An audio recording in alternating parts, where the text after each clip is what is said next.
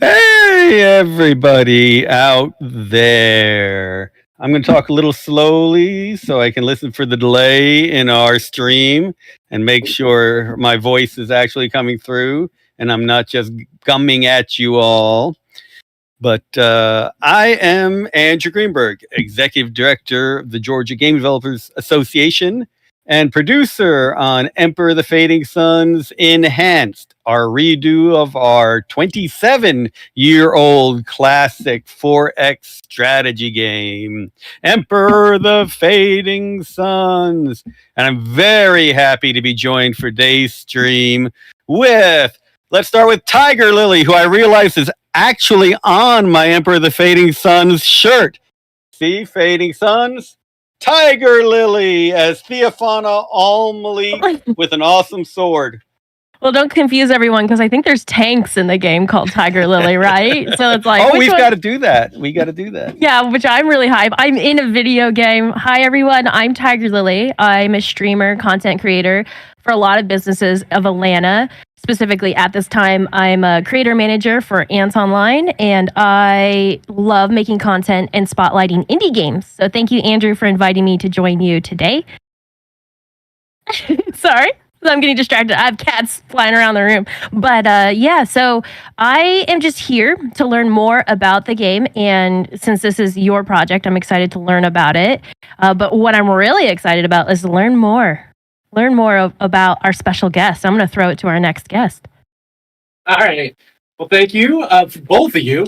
My name is James Portnow. I am a game designer by trade. I've been a game designer for 17 years now? Geez, I'm old. I have worked on games ranging from the Call of Duty series to Farmville to League of Legends to a bunch of other stuff. I started in the collectible card game world. I also founded a show called Extra Credits on YouTube. We taught a lot of game design. We now primarily teach history. And what else? Yeah, and I, go walk around the globe talking about games and design. And a couple of years back, I fired back up a studio, and we're going to soon be able to talk about our first release, but not quite yet. But that's basically me. And thank you everybody for joining us, because this is something that I have looked forward to for a very long time.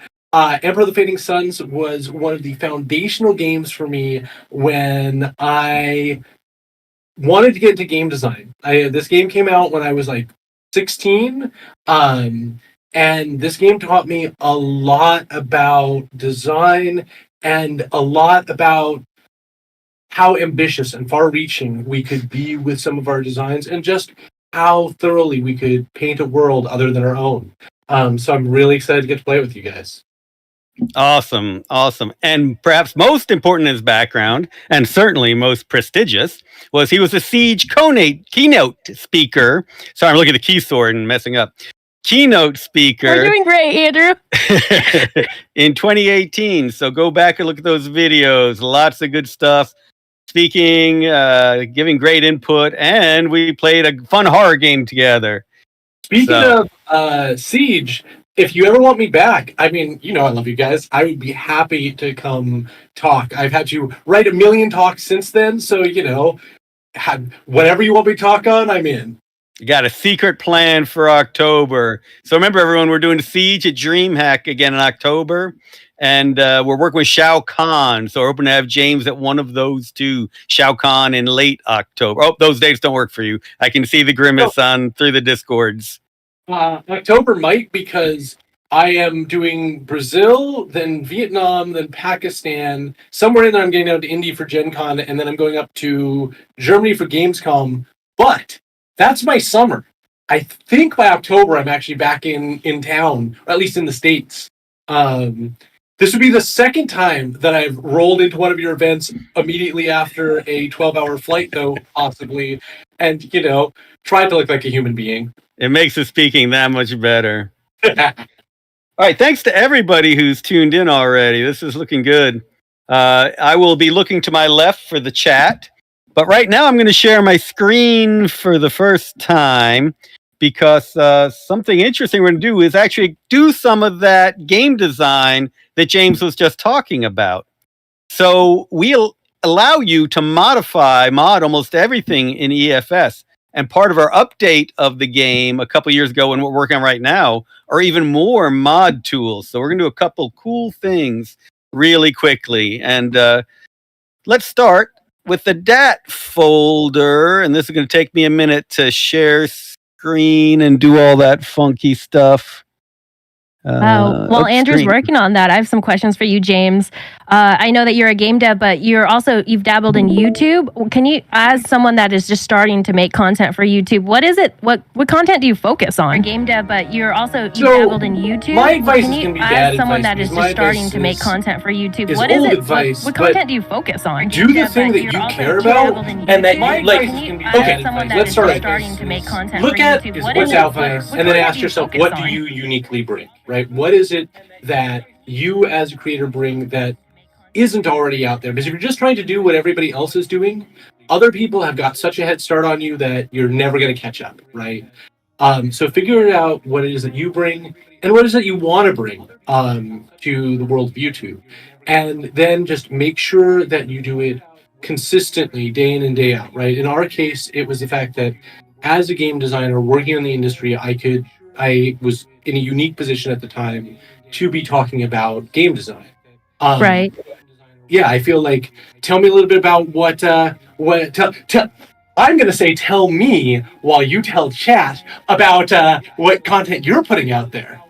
Yeah, I have a soft spot for game devs and developers and just like games as they're developing, right? And because I'm around that community so much, and just like you said, as a game dev, you find those opportunities where you learn about these games, you're able to talk about them and highlight them.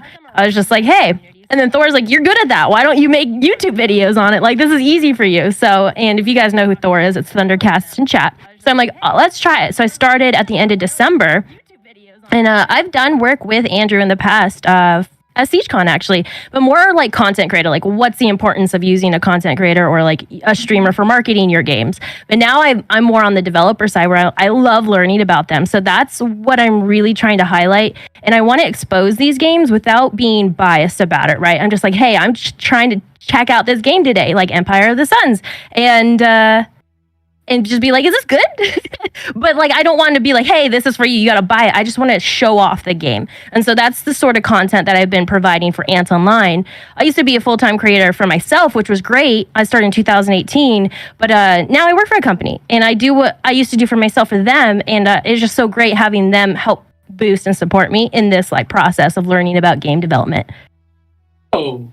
We should chat not in front of a camera, in front of dozens of people, because I don't know if you know, but the way that I first met Andrew is we had, amongst other things, a series on Extra Credits called Games You Might Not Have Tried, where I would highlight indie games with some weird or interesting design or older games that maybe people hadn't seen, and I'm actually looking to sort of reboot that series right now, maybe even take it to TikTok, because I think I can do them in like short bursts as well. And I love that idea. Anything that can help independent game developers sort of get a little bit of a leg up is amazing. I absolutely encourage you to do it. And for you, I think it is, in our case, it was, you're going to learn something about design. Like, this is different than something, and that's the spin that we would take on it. We would talk about what's unique about each of these games. So it was less about the game being a good game than it was about it being unique or showing us a way to push the boundaries of game design. And I think for you, if you're looking at indie games, just figure out what your spin on it is. What is the unique way that you view indie games? What is it about these things that excites you or makes you want to, like, spend your short time on this earth talking about these things, and then use that as sort of the central crux of what you're talking about. But that's awesome. Absolutely do it. That sounds great. That's great. That's refreshing to hear. I'm on the right track, it sounds. And you two are both great to work with, so definitely follow up on that. And sorry, everyone, talking business. I am a nightmare to work with. Andrew can tell you how many times I've been like, oh yeah, I totally want to do that. I'll be free in 27 months. Yeah, we all suffer from 5 year from now-itis. Yep. All right. Well, let's jump into the DATs. So I told you can modify everything. Like all of these things, we have this big file ifs ini that covers a lot of areas. And we have things like the units and the religious sects and the ruins and the religious relics and so forth. You can modify all of these. Just so many different ways. You're like, let's lead strong. I'm going to tell you the coolest part of our game. Let me show you a Word file. No, but this is actually awesome. Yeah, jumping in. I didn't mean to interrupt you. The amount of moddable that this game is, especially for the time it came out, is kind of incredible. We like to think so. We love what the modders have done. They've just been amazing. Whoops, that's the EFS. Let's go into the DAT. Well, let me show you EFS ini first. So here we can turn on the video when we turn on the game, turn it off, make sure it always does it. Yeah, you can do this stuff in game too. This lets you to set it permanently, set the false, what year the game starts out, all sorts of crazy things. The ranks, when you can assassinate other people's nobles, always important stuff. Loyalty on the houses. When folks heal. When your cities and your fiefs rebel against you. How bad the plague will rip your people apart. How the legal trade with you. When the church will excommunicate. I can talk. You. Combat drugs. Everyone needs to have those in some combat drugs in their DAT file. And this is just the one EFS ini we like to lead with. So we look at... let's see, unit. We're gonna do. Glad you have a .ini you like to lead with. Yeah. So there is one thing we like to do in this game. We've done a few times. Is the scout tank. Now, it is called in Tygarlily in this one. Excellent, already done. We were going to change some names to things. So in this one, the scout tank is a Tygarlily. And I think we'll change the partisans. What do you say? We'll change the partisans to the Portnows. What do you think? So it's funny because you have to go with Portnow because the handle that I use on most places online is Hawkwood because, I developed it as a teenager from this game. Excellent. All right, let's save this off. All right, let's actually start the game up. I think I already had it going, but I want to kill it so we can do that cool intro. Anyone mind if we do the intro? The intro's too cool not to do. Let's do it. All right. Go, Bink Video. Here. Make sure I'm opening up the right one. I've got so many of these builds now. It's not funny, as anyone who does games knows. DDD.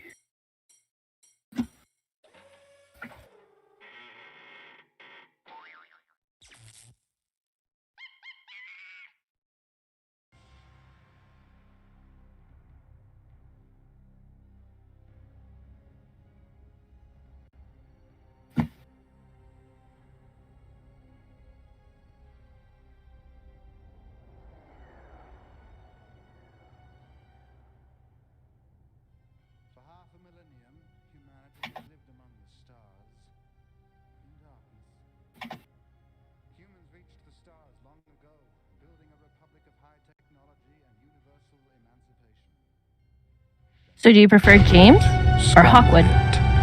I mean, I prefer James. Tragically, I have to do a little too much business to go by my handle. But I love that you picked it as a teenager. The Tygarlily was, I was 14 on Xbox when I made it. Yep. It's been with me.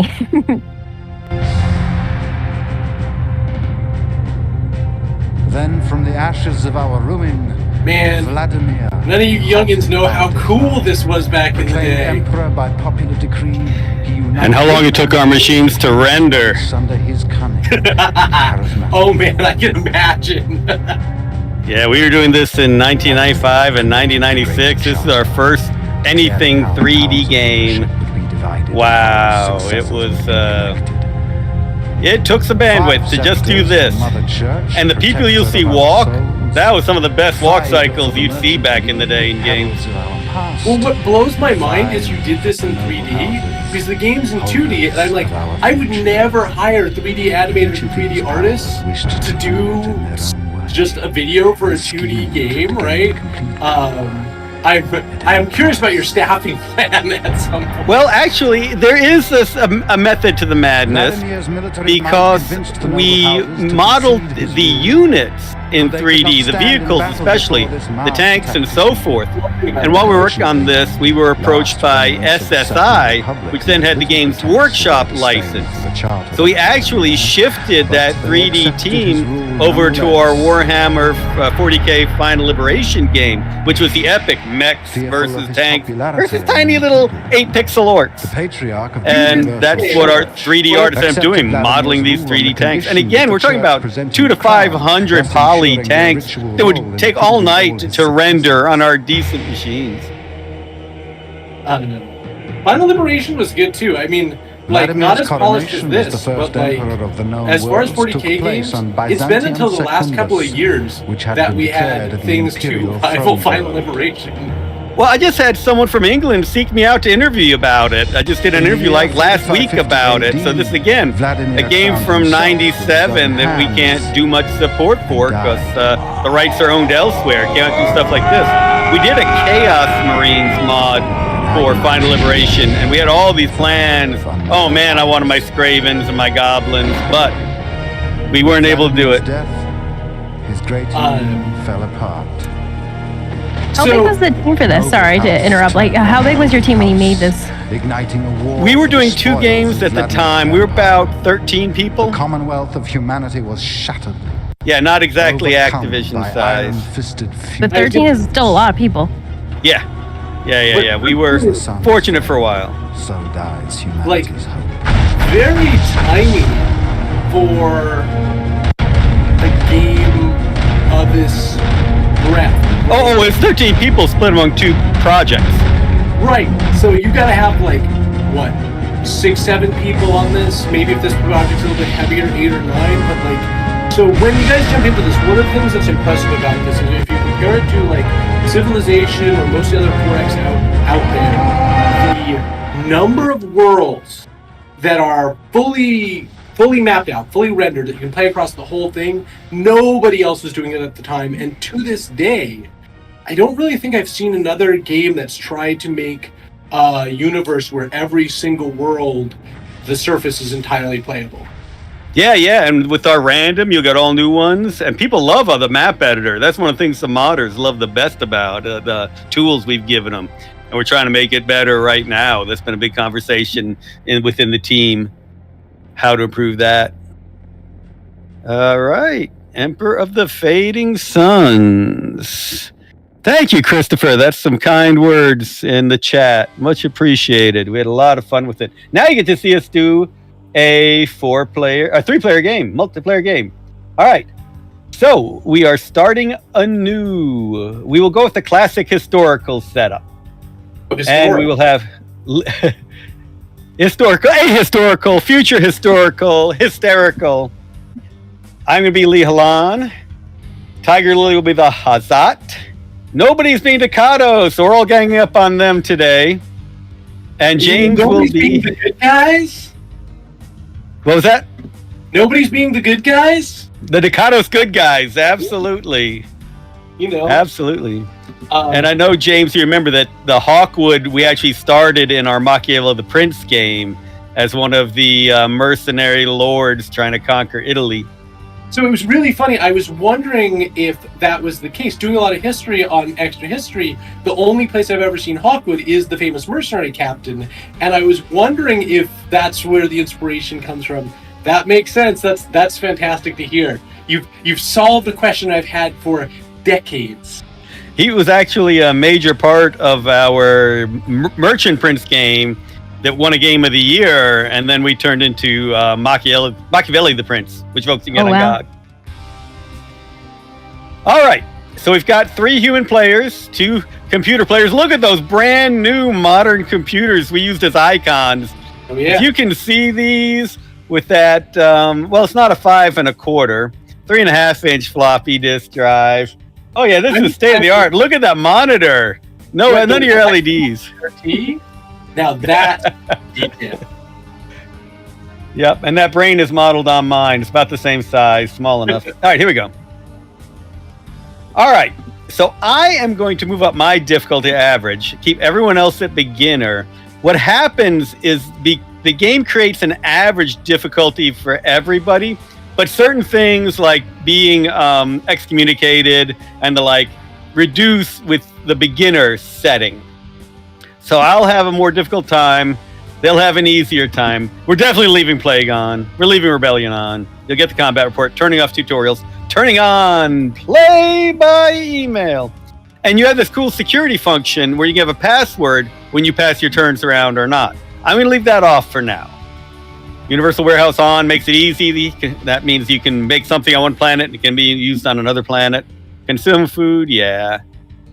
All right, play. And I will start as Lee Halan, so y'all can see what I'm doing. Who should I be? Celestra, Chaikau, or Flavius? I think Celestra is always good. What do you think? I mean, given how you said Chaikau, but yes, Flavius has the coolest hair, so I totally agree. All right, it is most like mine, so I'll be Flavius. Let's say Andrew. It's original. Prince Andrew? No, that has bad connotations these days. Andrew. Oh, no. All right, and you have these traits. That's one of the things the difficulty level does. So all these different traits, you'll have more points as beginners than I'll have. So right now I have noblesse oblige. Doing good works for your subjects increases their loyalty at the beginning of the game. And I have a friend in the church. The Lee Halan is traditionally the most religiously orthodox group. I might play it a little different. I might go ahead and be a heretic just for the fun of it. But one thing I will change is I'm going to take Ancient Documentarium. If we each take a different one of these, then we can trade technologies early on. Multiplayer cooperative cheat. You each take a different one of these, then you trade technologies, and you have a big leg up on the AI. So I will take the first one, which is bioengineering. I'm also going to turn off the noblesse oblige. I want Battle Master. That's when you send your nobles into combat. You actually have nobles as units, and they give everyone a big armor bonus. And that also risks killing them, which is never a good thing. And because I'm a religious fanatic, I'm going to go ahead and disdain trade, so I get one more thing. What should I take?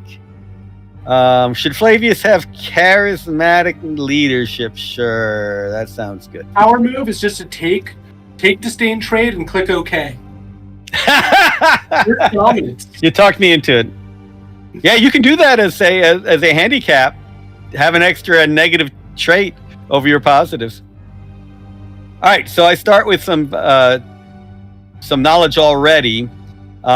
You can check the database to see what you have already. I already have microbiology. I have hospitals. I have pharmaceuticals. Of course, I have pharmaceuticals.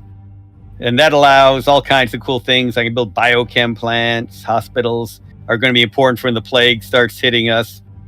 And one thing, if you really want to learn about these, you can look in the archives. Microbiology. I mistrust those academes who would study the carriers of the million invisible deaths. They would have us believe that the pestilences which bedevil Earthkind are not a work of demons, but are inflicted by a host of rapacious animalcules, minuscule, but otherwise normal components of a planetary ecosystem. By such works do the very demons of which I have spoken cast doubts upon sinners' souls, as a laborer shovels dirt onto an open flame that it may ebb. We all know it's demons that causes disease, but we still study microbiology just in case. All right, this technology is no question. Yes. On the development front, it was really interesting to be digging into this large book of text. Who did that? Because I know you guys also had a fairly large tabletop RPG operation going on, but who ended up doing all the writing for this? Because this is a non-trivial amount of writing. This is kind of a pretty big job for somebody. As you see as I'm clicking through it. You're absolutely right. And we did have the that's only in microbiology. Now let's show you under physics. Yeah, now you see a whole bunch of more. You're absolutely right. And the Fading Suns game is still out there. New edition, lots of fun. I love that picture for Electron Light microscopes. I'm glad you picked up on my soft toss to tell everybody about the tabletop. Yeah, my marketing skills are not the best. That's why I have James joining us Tuesday for how to improve your game's online presence and not being run all by me. But myself and Bill Bridges did the Fading Suns tabletop game, but neither of us had time at that point for this. So we started doing it, and another one of our people, Ed Pike, started coming up with some of the text. But then Rob Hatch, who was a second vampire developer after I left that. For folks who don't know, I was the original developer of a game called Vampire Masquerade. Jennifer Hartshorn took it over after me, and then Rob Hatch took it over for a few years. So it was Rob before or during his early vampire days that he was doing this for us. So he was suitably inspired. Yeah, and as I showed you, we've also got the Psychosocial Archive, and you've got the Applied Technology Archive, the Sinful Sons, the Teachings of the Dark. Yeah, fun stuff. And this is where he actually talks about more of that background overall. Right, so you can enjoy that. I got to pick a technology to research. Oh, and if the Patriarch prescribes the technology, this we can go strike it. Like if he says hospitals are verboten, I could strike it from my lore. But we shan't do that in this case. If I could study genetics, xenobiology, that's fun. Psychopharmacology to get those combat drugs. Immunology to get that cure for necrosis, the plague. But why don't I go ahead and start with genetics, of course. So real quick, design question. Yes. You have some things at different costs at the outset. Why is that from a gameplay perspective? Like, why is that? Like, just explain why there are different costs. And then how did you decide both on the costs and sort of to expose the player to different possible starting costs for tech at the beginning? Because lots of 4Xs, most of your first level techs have the same cost, take the same amount of time. So all these intro ones, microbiology, physics, psychosocial engineering, are 100, and they give you nothing, but they open up these branches. And then as they continue, the deeper you get and the more they give you, the more game effective they give you, the more it costs. But it's very interesting because you bring up a great point. When we developed this initially 27 years ago, we focused on the single player game. And for most single player games, you'd never finish researching the tech tree before it ended. But in multiplayer, those can go on for a while. And those folks know how to build their labs, research, trade techs. So in multiplayer, they're finishing the entire tech tree in your average game. So we expanded out how long it takes you, and we had to make a balance between the single player and the multiplayer. So now in single player, you'll generally follow one of these all the way and a number of them in a couple different trees to give you special things. But each one of these gives you really cool units. Like if you research the xenobiology, get the Zil War Beast, that is one of the most fantastic units in the game. All right, that's what I'm doing. That's my goal. All right, I'll trade you these to you so you can get there. I'll start researching xenobiology. Church loves war beasts. Oh yeah, these are all. The higher you get, the more likely it is to be prescribed. And end game, you'll have a lot of labs and advances will come quickly. So we need to increase the cost anyway. So you're not just bam changing them out at the end. One last design question. Yeah. And this could possibly be a thing that you just didn't have time to do or whatever, but it's interesting to me. I can also see arguments for doing it. So most 4X games are will show you the entire tech tree to allow long-term planning. The interesting thing about Emperor of the Fading Suns is you see what's sort of immediately on the horizon, but you don't have that large, the Civ branching tech tree that you can look forever forward. Why was that? Was it a conscious choice? And if so, what was the reasoning behind it? Oh, well, of course we did that to create more mystery and surprises for players. No, it's a very sad reason. Sega Soft was having some issues as a originally publisher on this. They did not exactly sell a lot of copies of their other games. As far as we know, this was their best-selling game or one of their 2 best-selling games. We never got royalty reports from, so don't know for sure. But they really wanted to get the game out there before it was quite ready, and that's one thing that we were still tweaking. So it's like, well, we can't give you the full tree in the manual. Manual's got to be done a couple months before because we're actually printing the thing out. And we know we're tweaking the text, so it's going to change. And so...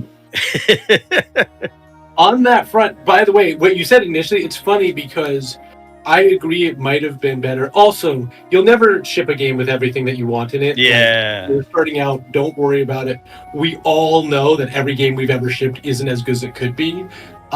It might have helped, but I actually kind of love the sort of groping in the dark feel that goes along with this Dark Age space society that you've got, where like you're researching these tech, but you don't actually have a good sense of where it will lead because, this is the Dark Age and you've got effectively like, sci-fi alchemists putting together whatever it may be in a secret lab somewhere, which I thought was very cool. Also, Andrew Greenberg, and by the way, if you guys would rather do less, like game development focused stuff, I'm happy to tone it down a bit.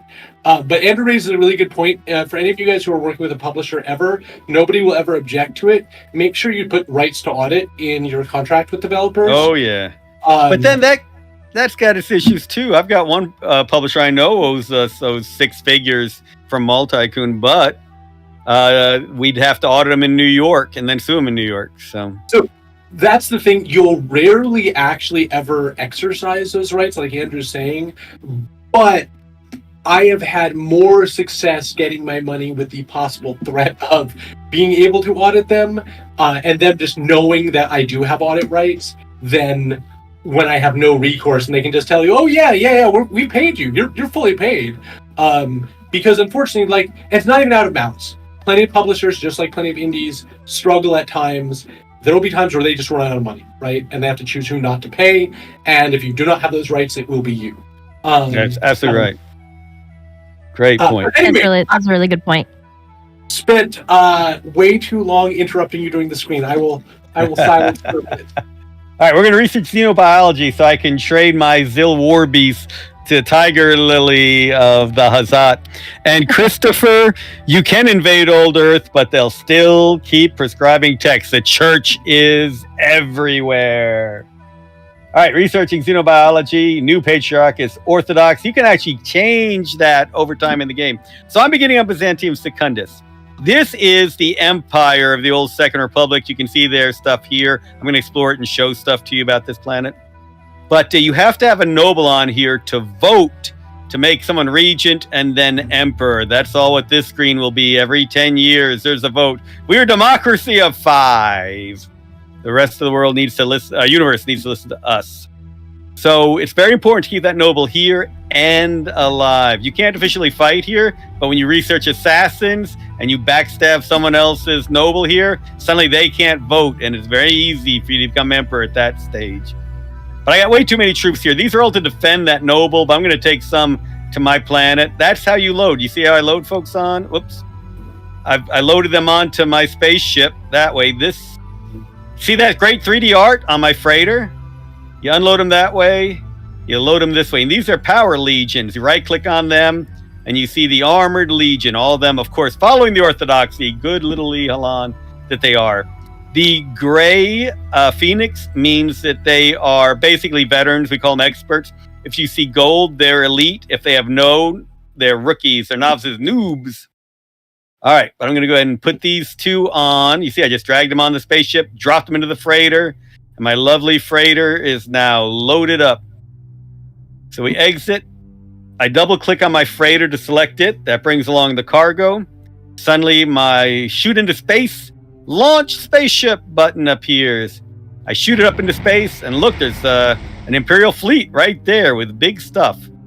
So one of us can eventually take over this Imperial fleet, which bizarrely is run by the Avestites, the anti-tech sect.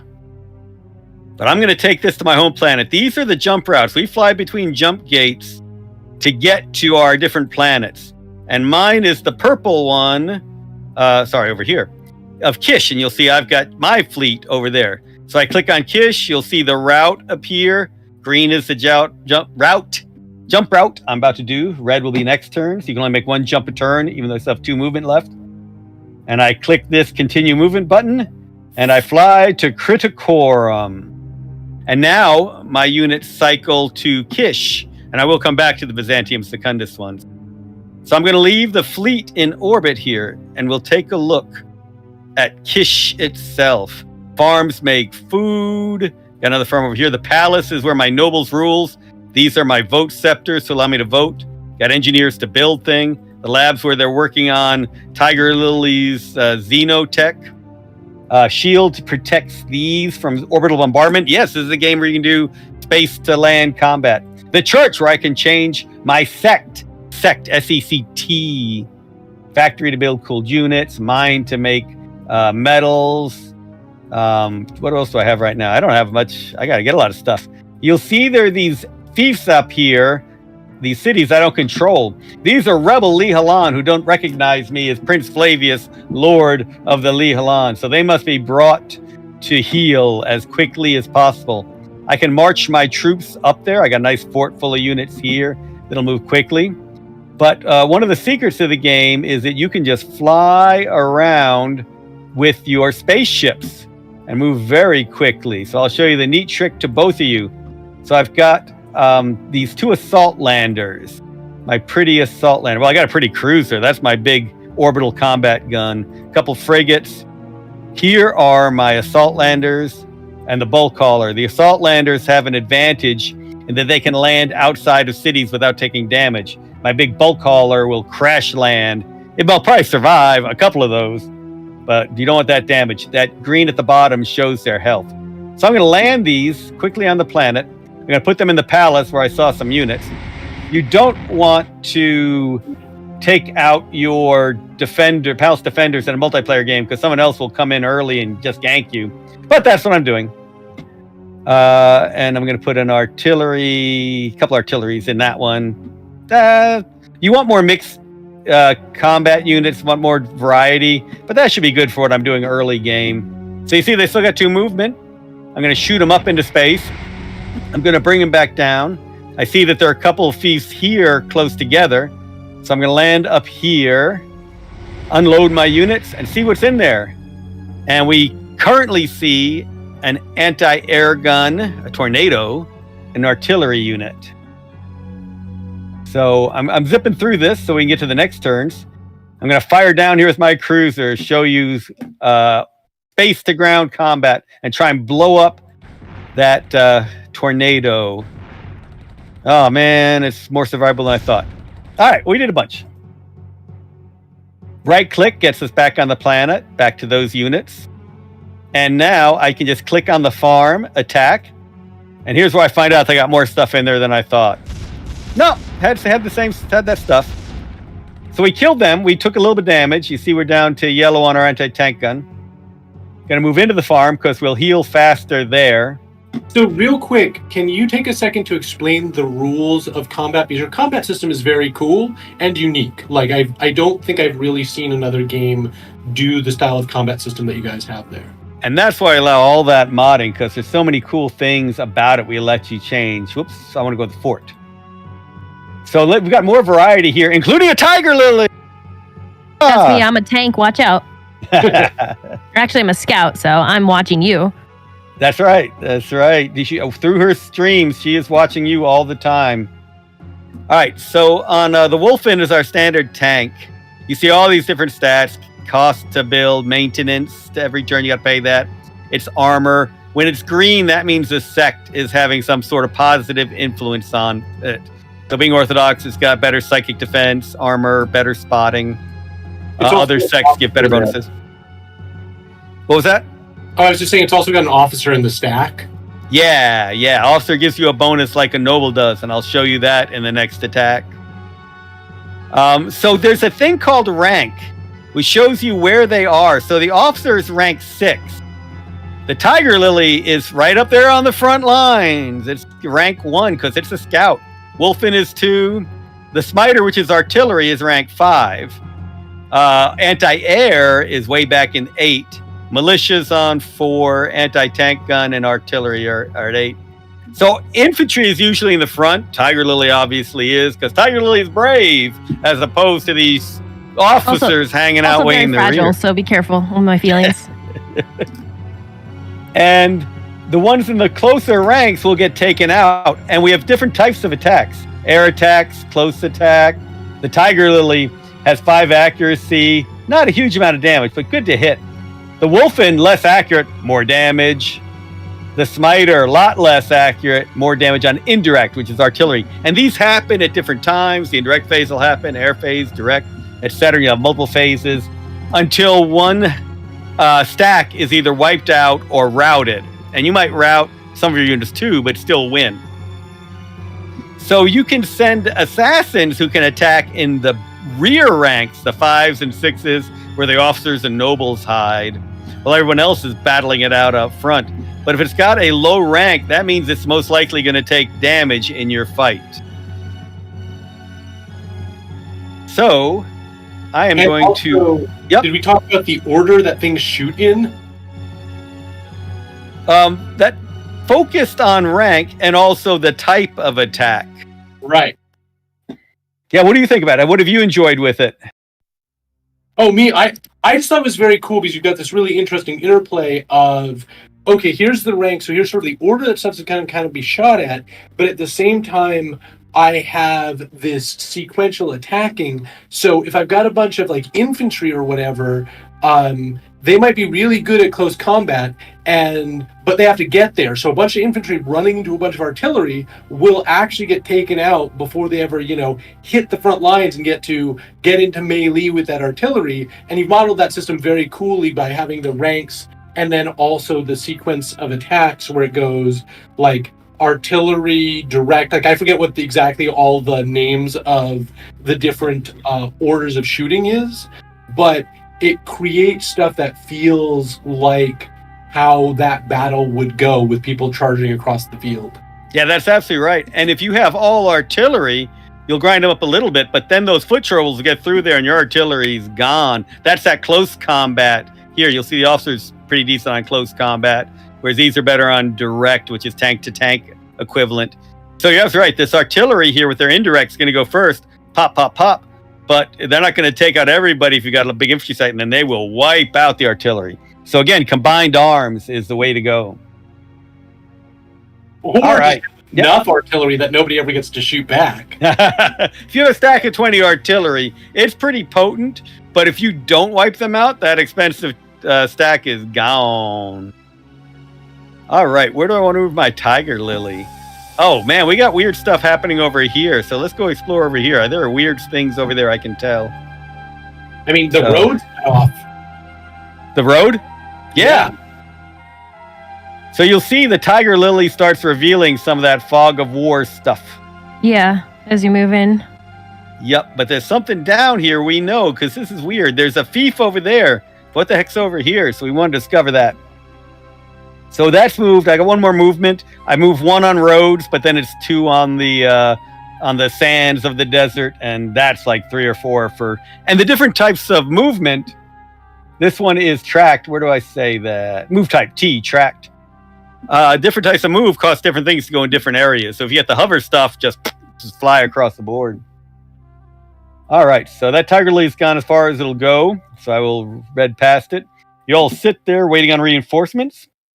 Oh yeah, I was going to bring down my bulk hauler. All that to get the bulk hauler. So let's bring the bulk hauler down into my fort and load it up with cool stuff. I want that ossifer. Put an officer in. Yes. You're focusing on battle right now. Do you have to also find resources for your... Is there anyone that goes out and finds resources? I see water on the map. Is anyone going out to collect water? We're not Dune. Yeah. Despite what people say, it is a different setting. But yes. So this trace and metal are currently being mined by the mine. Each of these has a 2 hex radius around it that it is mining. The farm is doing the same around it. And the water is actually good for the farms. So we can consider these the Tatooine moisture farms. Yeah, out here. Just don't so you burn can them down. exhaust your resources, right? Before you can, if you run out of fuel, for example, you can't move anymore. That it involves what you can build. The units will still move, but what you can build beyond that is changed. So Okay. you'll see on this screen what it's building. So this is building 56 food, and as they become more loyal, they become hardworking and they'll make more. They become less loyal, they'll slack off and make less, or else just eat it themselves. Those bums, how dare the farmers feed themselves? But you're absolutely right. Lots of resource management involved. And as you build the chemical plants, the electronics factories, the fusoriums, the monopoles, the spaceports, suddenly all these cool resources, food, energy. And we say energy, though it looks like an oil barrel. We could not make a battery look good there. So the oil barrel was kind of obvious. Yeah. The metals, the trace. I wish I was making chemicals, not yet. And the big stuff, the singularities, so you can jump through the jump gates. Need a cyclotron. Well, and this thing that you just pointed out with the chemicals and the cyclotron and stuff, it's very cool. There's big resource chains. So if anybody's played like any of the Anno games or any of the big economic management games, there's also a resource infrastructure that you have to sort of build up over time. So that way you have all the pieces to build the bigger pieces, to build the cooler stuff, to, make yourself emperor eventually. Yeah, exactly. And to get those Zil War beasts, you're going to need all kinds of cool chemicals and pharmaceuticals. So start looking into pharmaceuticals, Tygarlily. I'll trade you that technology. All right, so I'm moving these folks towards this unknown fief. Unacknowledged, jeez. All right, going to try and have these troops join. Going to land my bulk hauler. Whoops, did I take my bulk hauler for this? I did not. Go back to that fort, shoot that bulk hauler up. Land it over here. Get them out and moving. Get my officer over with these. See, took a shortcut through space. And all of these units coming to make an attack on whatever that fief is. And leave this one on the farm where it'll heal more quickly. Got more units here. I'm going to leave my militias behind. Some players don't do this. I do this just to spot. Some folks just like to strip them, their fiefs of troops and throw them all in the front lines because militias will protect your other units. They're way up there on the ranks. 4 is pretty good. They'll certainly protect your officers, but I like to leave them for spotting purposes. We'll send everybody else walking around. Well, I don't know. There's stuff up here. We'll send them walking around. Somewhere there are ruins we want to explore. I don't remember exactly where. I haven't played Lihalan in a long time. What's your go-to? Who do you usually play? Oh, Tygarlily's got my favorite, the Hazat. The Ducados are a lot of fun. They look like they're more like combat oriented fighters, and you and your sword going crazy on around. I'm gonna move them into the main area, I believe. Oh, we just spotted something. This is the Agora. This is where the League lives. We can trade with them to buy the resources we need. In fact, I'll go ahead and purchase a butter metal because I'm going to build more engineers. I should show engineers while I'm talking about this. So here in the palace, I've got an engineer, and that allows me to build more fiefs. So this is going to be a great area for energy, but right now I know I need metal early game. So somewhere over here that doesn't conflict with this mine is a good one. Or just to show you, I can go to orders, hit build city, and you'll see all the different cities. I don't have a lot of tech. You need a lot of. I was just gonna say you do need a lot of. Metal at the start, but I was curious to ask you: does it show you anywhere how much metal? Like how does a player know where to put a mine other than seeing the special icons that say like metal in the hills or whatever? So we tell people that the mountains are the place to go. But the secret is you go to orders, you click build city, and you see what that one square would give you. So if I put a mine there, I'd only get 1 metal and 7 trace, so no good. If I click here, you'll see this is a really good producer. This is special. It's 62 metal, 24 trace, so really good. But if I were to do a farm here, because it's by all this water, got my moisture farm that Tygarlily wanted me to build, I see that I could get 48. That's pretty good. Or if I had an Arboreum, I could go for 82. Energy would be good here too. Again, near the water. Water and the deserts tend to be good for energy. Again, we like to keep our solar collectors, hydro, or you got oil wells up. Take your pick. Or special fusion plants and nuclear plants, etc. And then you've got all of these cities that take something to build something. To build electronics, you take 10 energy and 5 trace. To build ceram, steel, you build 10 energy, 10 chemicals, and 7 trace. Chemicals require energy and trace. So you need energy and trace to build chemicals. And then you made the ceram steel. You needed those energy and trace and more energy and trace, as well as chemicals. So by clicking on that orders button, you'll find out what it would make. And if I had the text, I could be making spaceports and other cool stuff. My fusorium, all the fun things in which I can build weapons of war. Well, and one of the things that you just said about not being able to build stuff, one of the things that gives this game such flavor and such feel is that you start with a bunch of sort of relics of a more advanced age, right? And so you have all this stuff that you can't build, but you have a couple of things that are a little bit more powerful that you're not going to be able to build for 10, 15 turns in. Like when you were taking some of the powered armor troops off the main Byzantium, Secundus, yeah, B2. Yep. And that just gives it that like Fallen Empire feel. Yeah, and that was a conscious choice of this game. We hadn't really seen at the time we launched this game any 4X games where you started with a lot of stuff. You always start with very little and learn the game. Classic game progression style. And we want to do something very different. We want to give you a bunch of stuff right off the beginning. You either throw it into combat or baby it and protect it, because you're not going to be able to rebuild that cruiser for a long time. So give you those kind of juicy choices within the game. All right, I'm going to hit R to build a road. R to build an R. But I'm going to send my engineer heading out this way. I think over here is probably a good place for another mine. So I send him along that journey. Put this one to sleep in. First turn will take you more time, as you can tell. Did I buy energy and not metal? Wow. You did. I was wondering what you were doing there. I was very confused. I was confusing myself, clearly. That was lovely. All right, I'm going to skip through some of these units so we can get to everyone else's turn. Hey, got the artillery in the church. Every church needs artillery, in case you didn't know.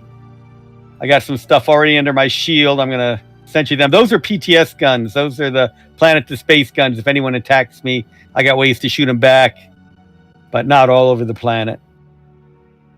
These are my folks in my palace. I should have my nobles in combat. Didn't I take that thing? Did they give me a bonus? I did. Let's run them out. So I should have brought them into combat already.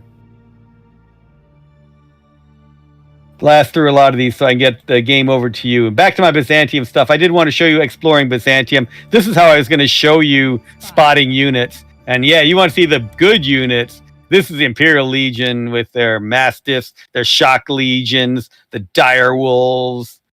If I was up here, you could see their Navy in place. PTS guns, all sorts of cool stuff. But anyway, let's go ahead and put most of my embassy, we call it fort, but really it's your embassy on this planet, to sleep.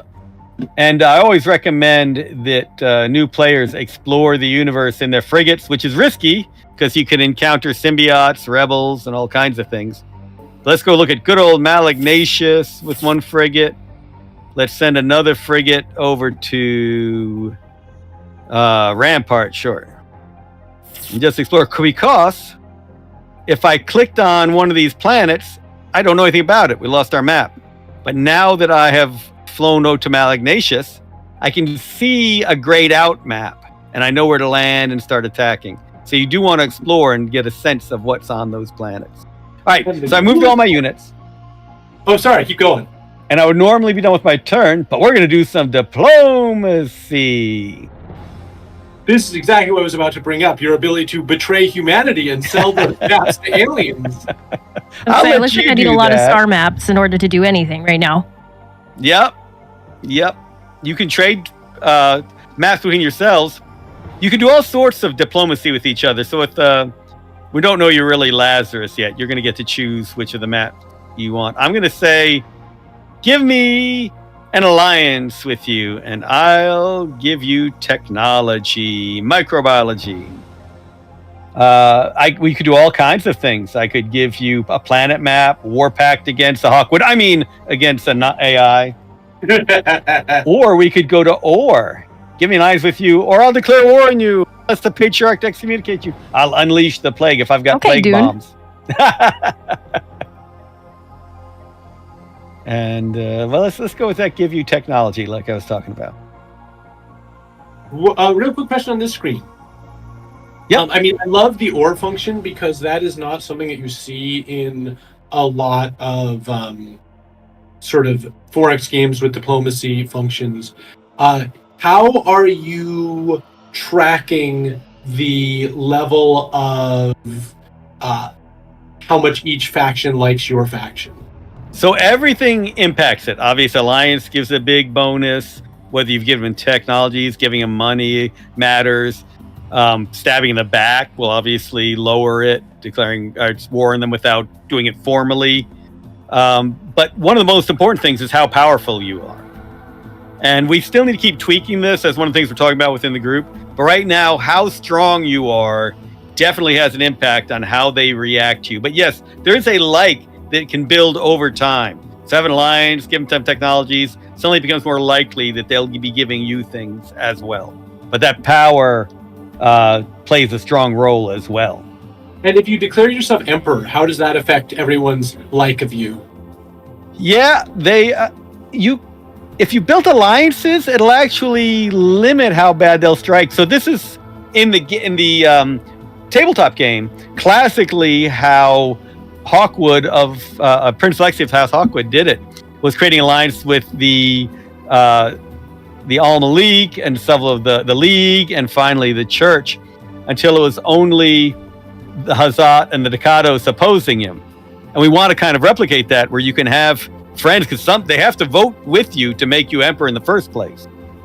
But you still have to defend yourself on Byzantium Secundus in order to win. You have to have a noble alive there 10 turns after you declare yourself emperor. And you have to have been regent first. The old voting sticks. Yep, the old voting sticks. That is your scepters.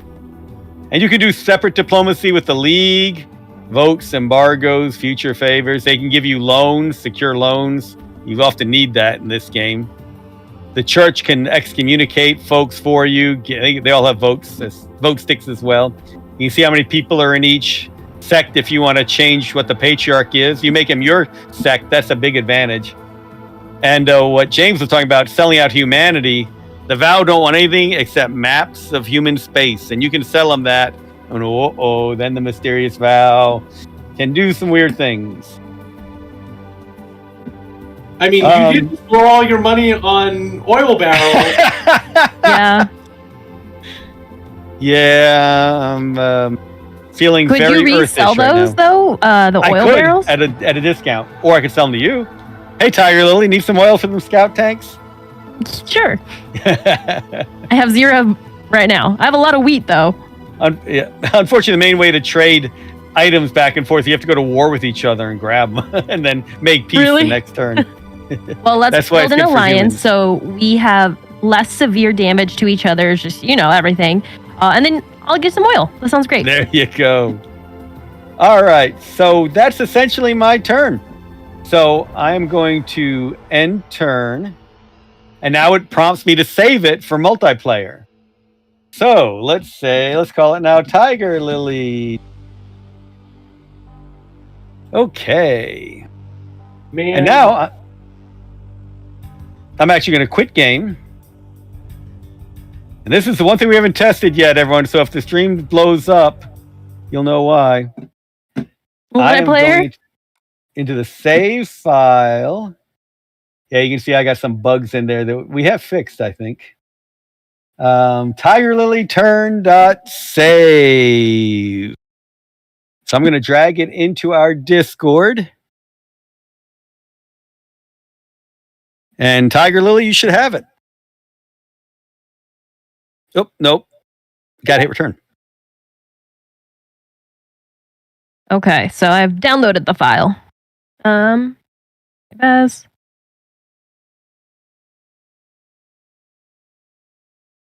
multiplayer. I'm gonna launch the game now. Load save game. Oh, I can stop sharing my screen and grab yours. Okay, one sec. Let me swap.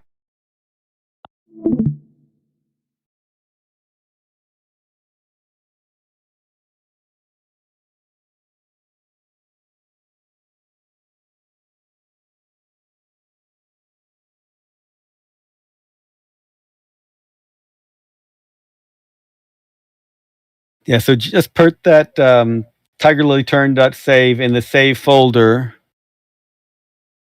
Okay, she's launching. All right, and share screen, whatever you like. I'm gonna do the file first and then share screen if that's okay. Perfect. Good thinking.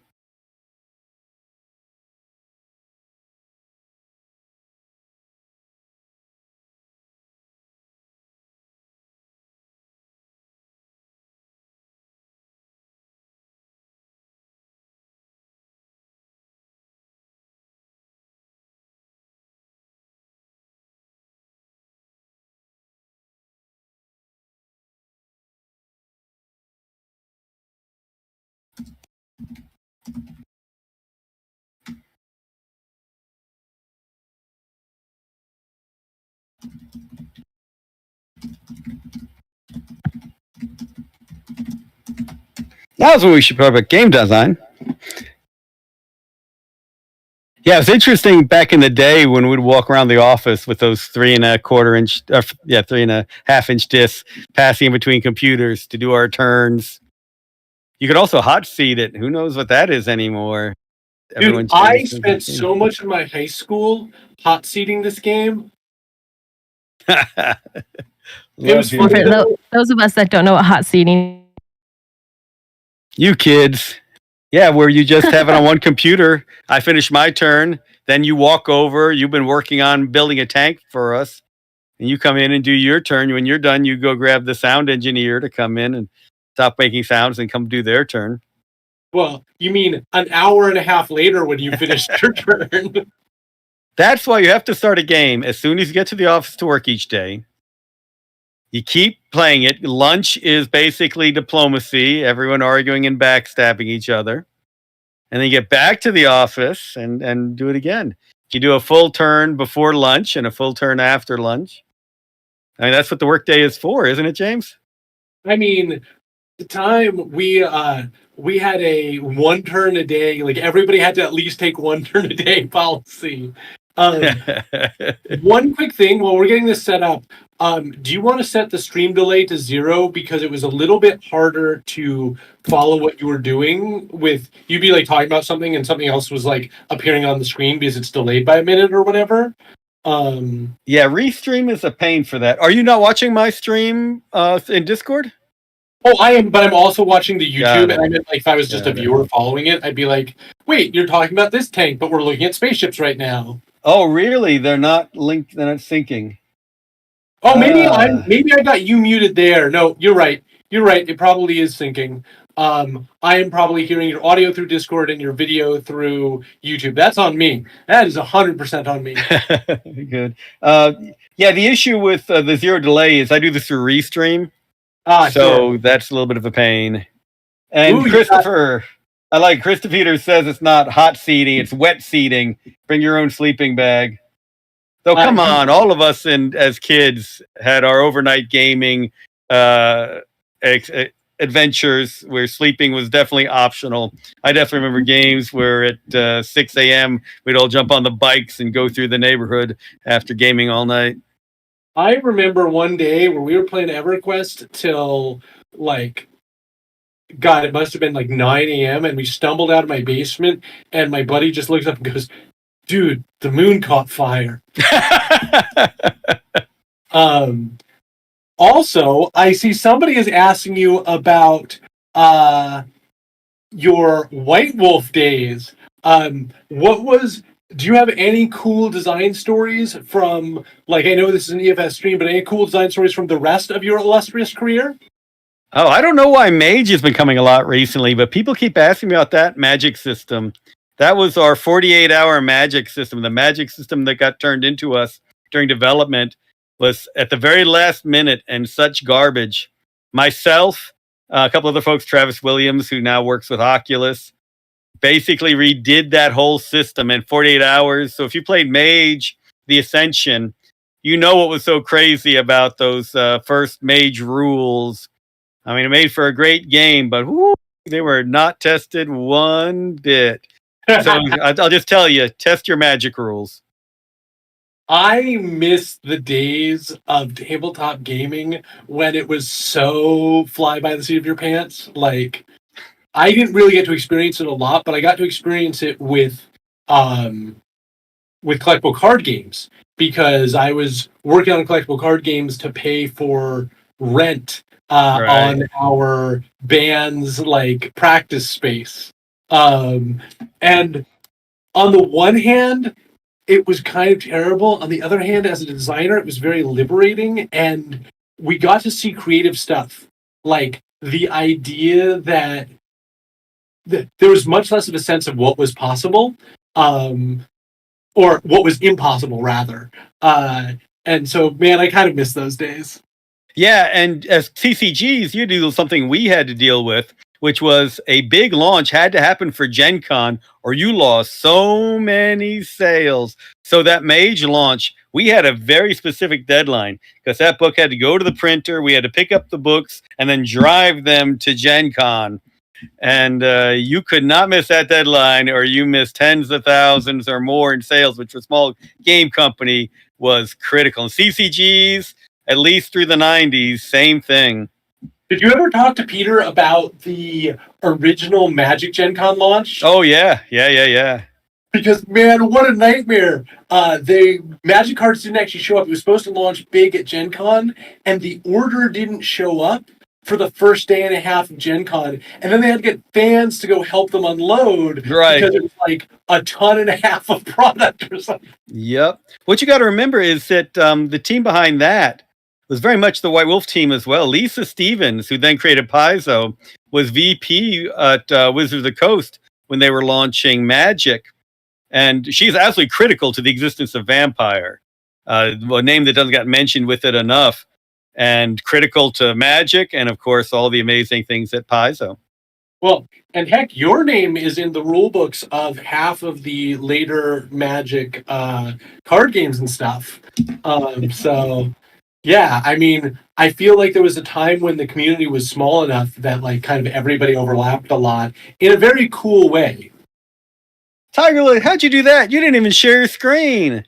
Just suddenly, boom, you are the Hazat. And now it's working, right? So, like, this is where I should be, right? Yep. Definitely hit OK. All right, which one do you want to be? Lazarus. I love his eyes. I love the way that he's just squinting. So we're gonna go Lazarus. Yep, Prince Lazarus. All right, you've got a lot more options than I do. Oh wow, I know. I kind of just want to stick with the defaults, just to like really show off what they're like. But we have the warrior ethic, charismatic leadership. I just feel very like, ooh, we're an army, right? Yep, you are the Hazat. Hazat has ancient documentarium. 3 yeah, you get physics. Mm-hmm. And then battle master. So armor bonus if a noble is in your stack. My negative, however, is spendthrift. Lose sales revenue with league due to spending on useless stuff. Sounds just like me. All right, so now we have my tech that I can research. So what was the one that you did again? Well, I went the top line. You're going physics. So James is going to go psychosocial, which is very appropriate for him. And I can go psychosocial. I was going straight for composite armor, but all right, psychosocial it is. Let's go. So okay, so composite armor or just like physics? Make yourself either one. They're both great. They open up a lot of cool things. Composite armor gives you a lot of cool units.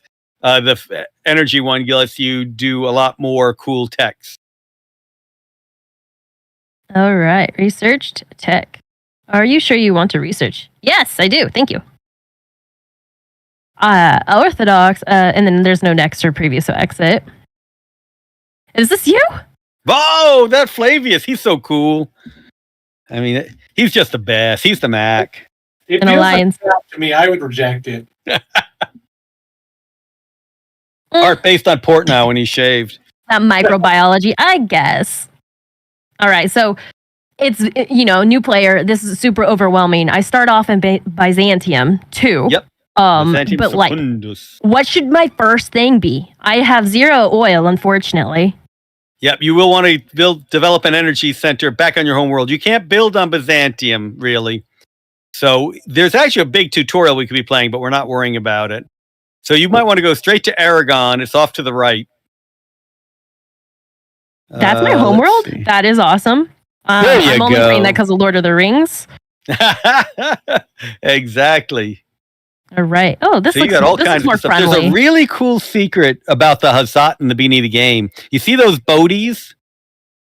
You can load those up with 8 troops. Take them to the continent to your west, and there's a little fief there that they can immediately attack and grab in turn 1. It's really cool. And you should have about enough troops in your palace to load it up. And because you got Battle Master, send a noble.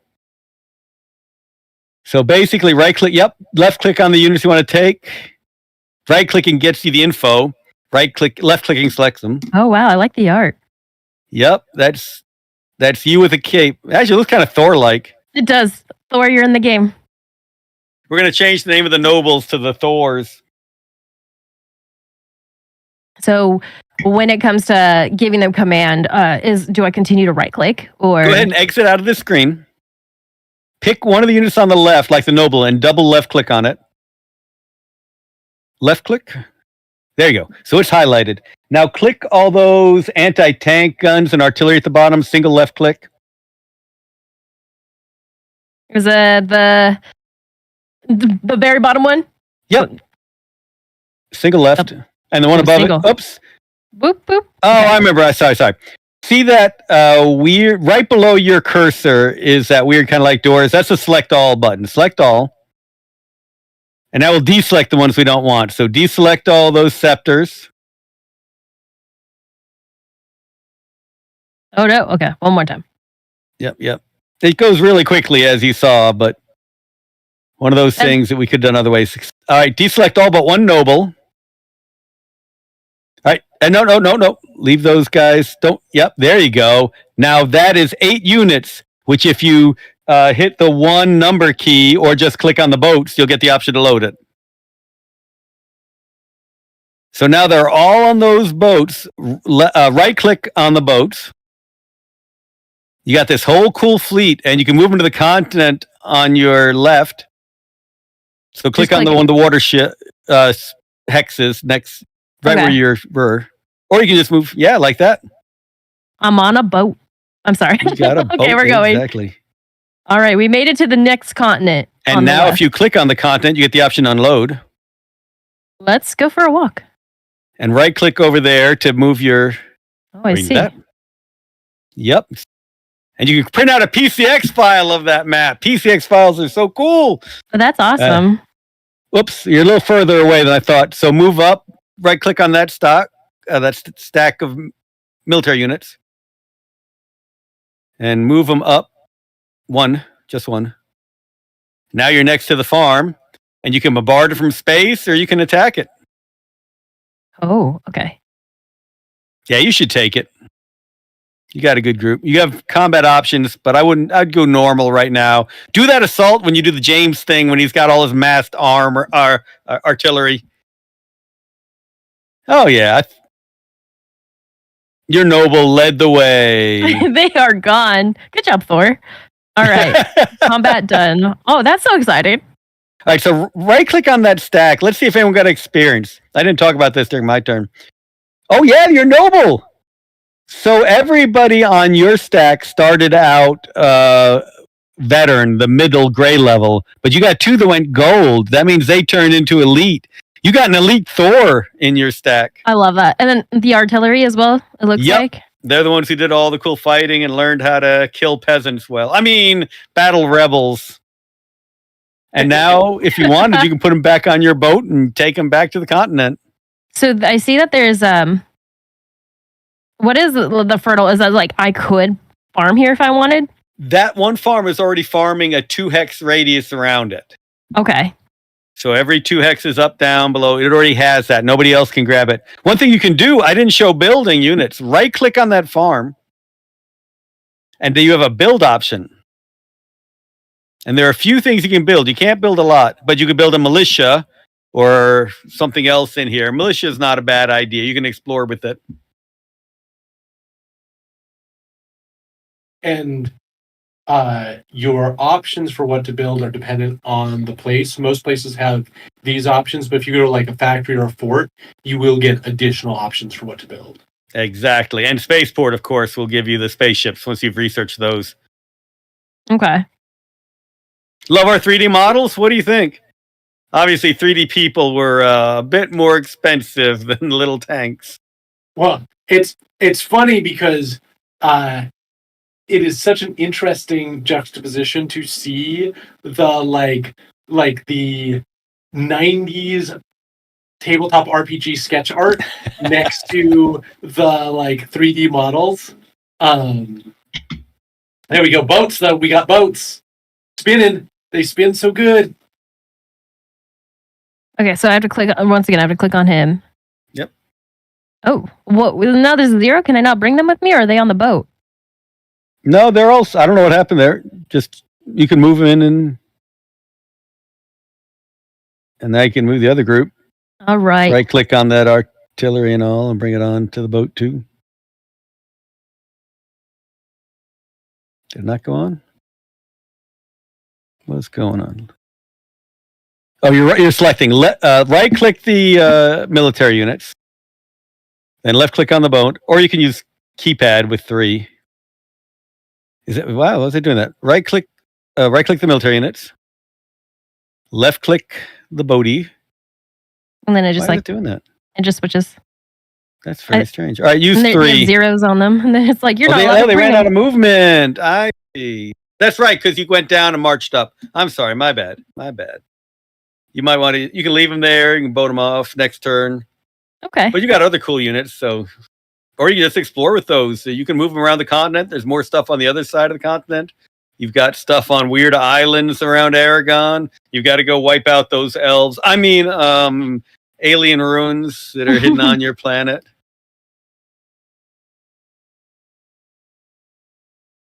Let's see. I'm deciding. And just go explore. I'm gonna go north. Let's see.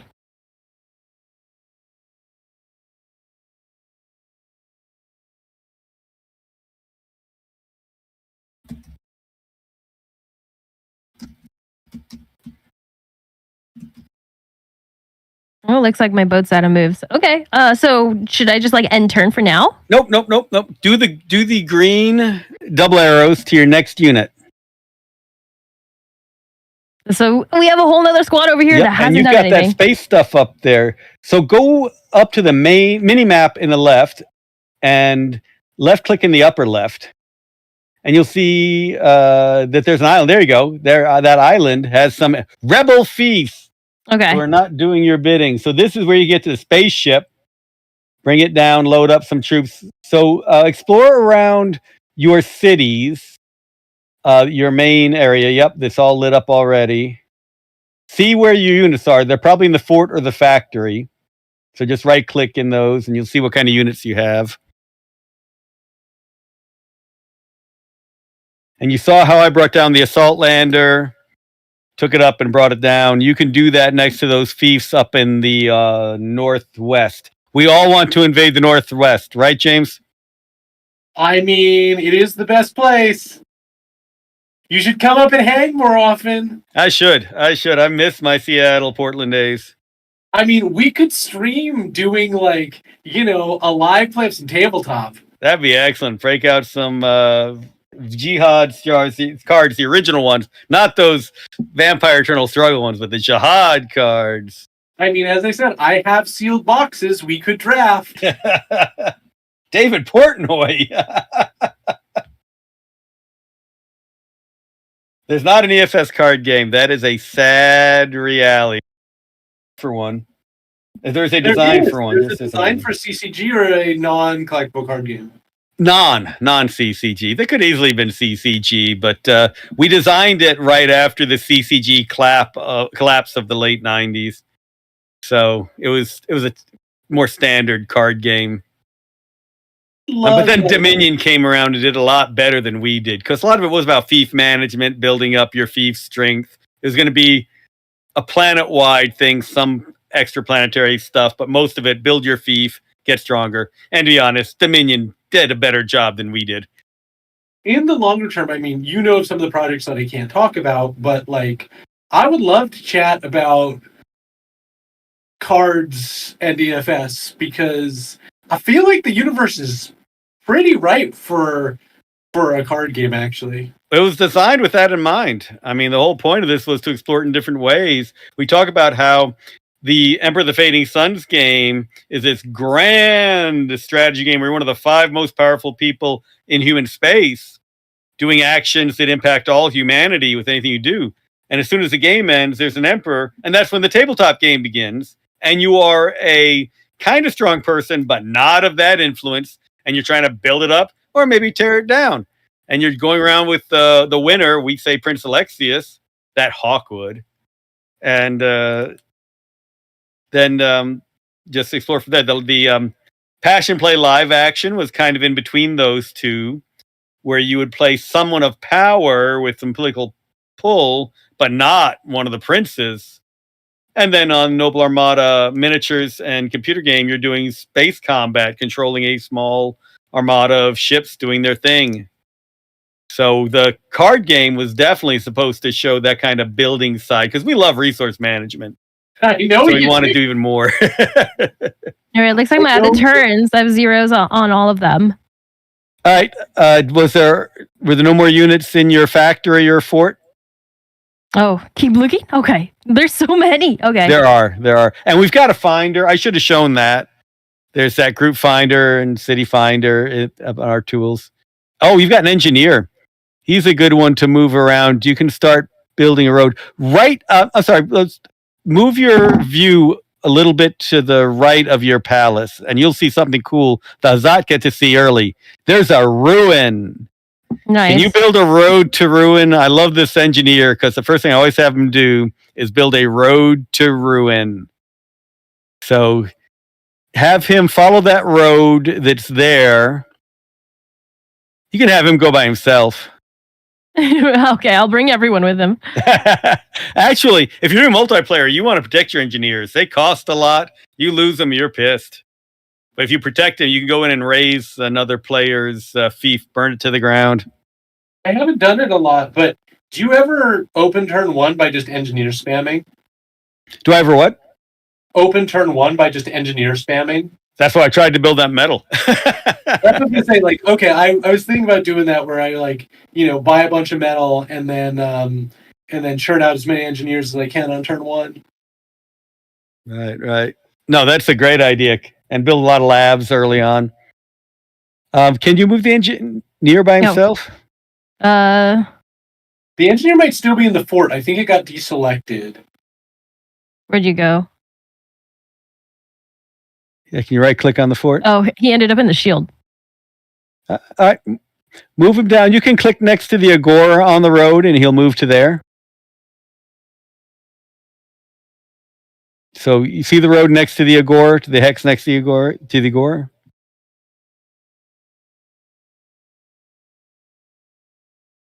You can move through your own units, by the way. Yep. Just like that.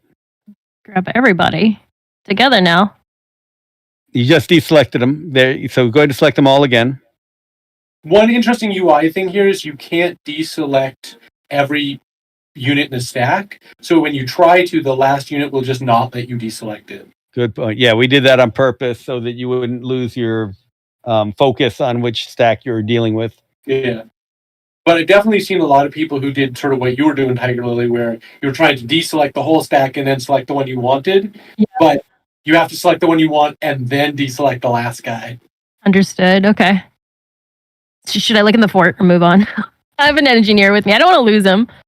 Well, you're not going too early on. There is a rebel. There are rebels moving around. You do need to protect them, but they're not going to get to you for a couple more turns. That's one of the things I wasn't going to sneak out to you yet. That there are rebels moving around. Oh, we're not at war. We should be peaceful. Okay. Yeah, don't attack. Move the one engineer. Oops.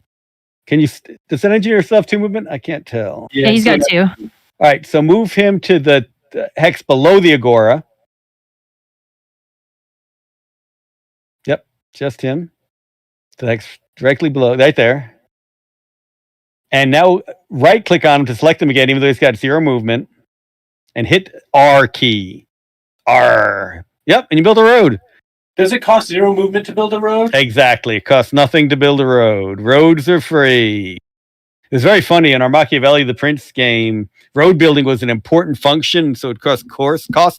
And we started with this game where it costs. It's like, there's so many things that cost. Get rid of the roads are free. You build a free road to ruin. And now that only costs 1 to move to that place instead of 2. Yeah, I brought everyone with me. So is there anybody in your fort? You got all kinds of cool units. Why don't you bring the 2 assault landers from space down here? So up to the mini map, you've got that. That one. Assault landers landed already on the other side. Yep. I put him on the island. Oh, I missed that. Fortification. Don't bother them. They're right there. All right, you can shoot them back up into space. You'll see some of them took damage because they landed outside of a city. Yeah. Yep. But the assault landers did not. So now you can land them in that fort.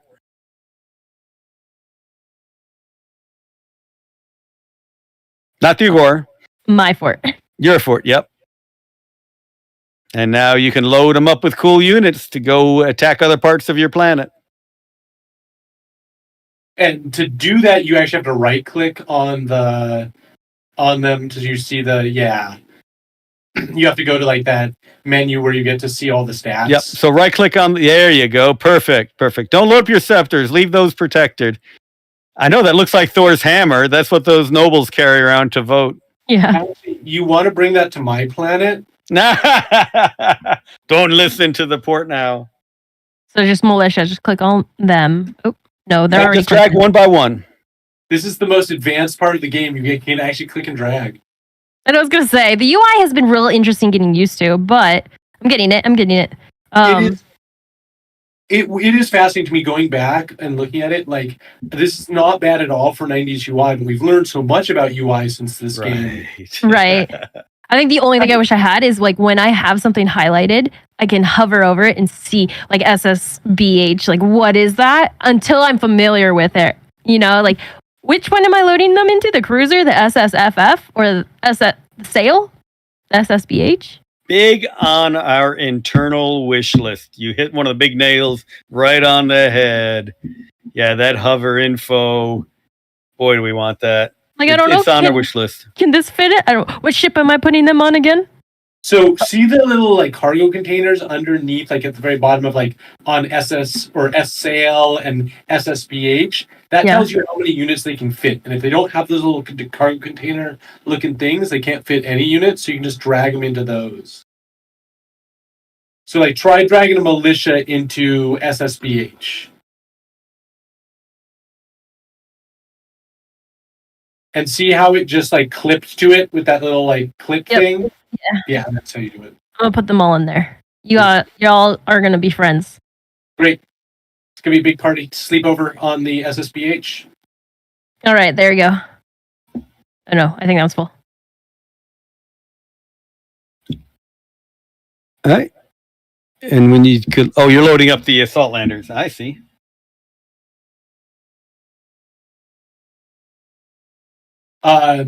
So you've got 3 on there. If they've got that little hook, they're already in there. And then if you drag anything else, you can have up to 4 because you see the little like 4 like cargo container pill looking things at the bottom of the SSBH. Yep. Yeah, I see this. Yeah, that tells you how many it can fit. And you've currently got 3 guys on it. The ones connected by those little whatever those things are. And then, you can drag another guy into those. You can drag some people onto the S sails. It just depends on what you want to bring around. You know, like our bulk hulls, our bulkheads. That's what's connecting them. Ah, that makes sense. Those little vacuum doors. Yeah, I see what they are. Okay. High art, man. It's so funny. Back in the day, I mean, these screens and lower levels of screens and more info, that was very much a thing for us strategy gamers. You do not see that anymore, and for good reason.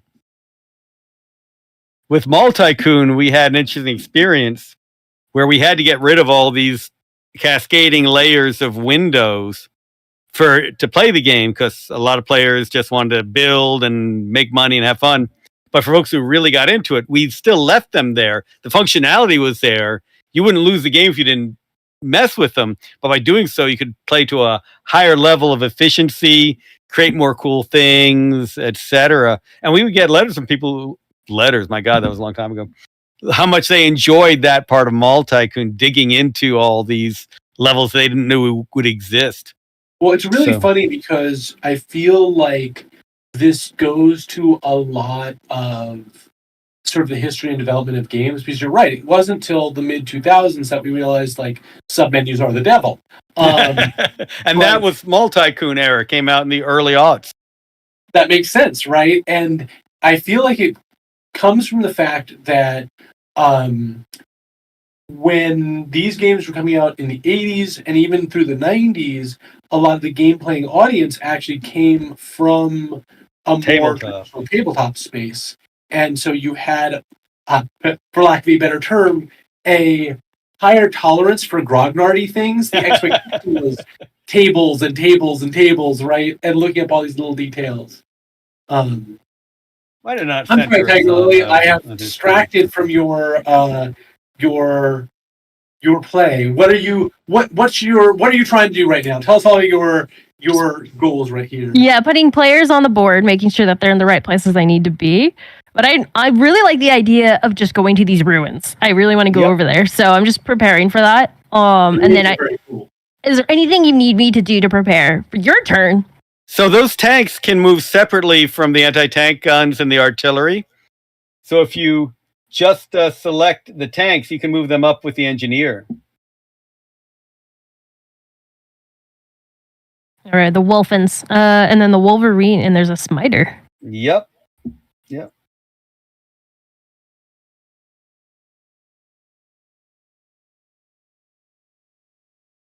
Yeah, there you go. Yep, just click on the engineer and they'll move to him. Or double click on the engineer, sorry. Didn't mean to mislead. There they go. Did they see somebody? They saw someone in the Imperial Eye fort. Yeah, that fort, I meant to tell you, is the CIA of space. But don't worry about them. They love you. They're there to protect you. All right, so the tanks are here with the engineer. We're building roads. Yep. And you'll build that road out, and then they'll attack the ruins. They'll explore the ruins. And if there are heretics there, they will take care of them on behalf of the church. So you're doing exactly what most players will do. They'll select around, explore into the fiefs, move units around to see how it goes. So very classic first turn. Awesome. Okay. With a few less of your units dead. Yeah. than many first turns. You survive better than many.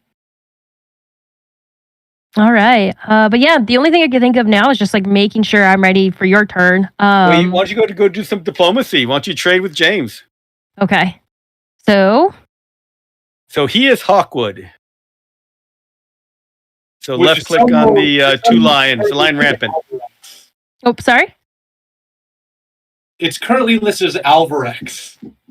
I think that'll change on my turn. All right. Love that jaw, James. I do love all the 2D art in this.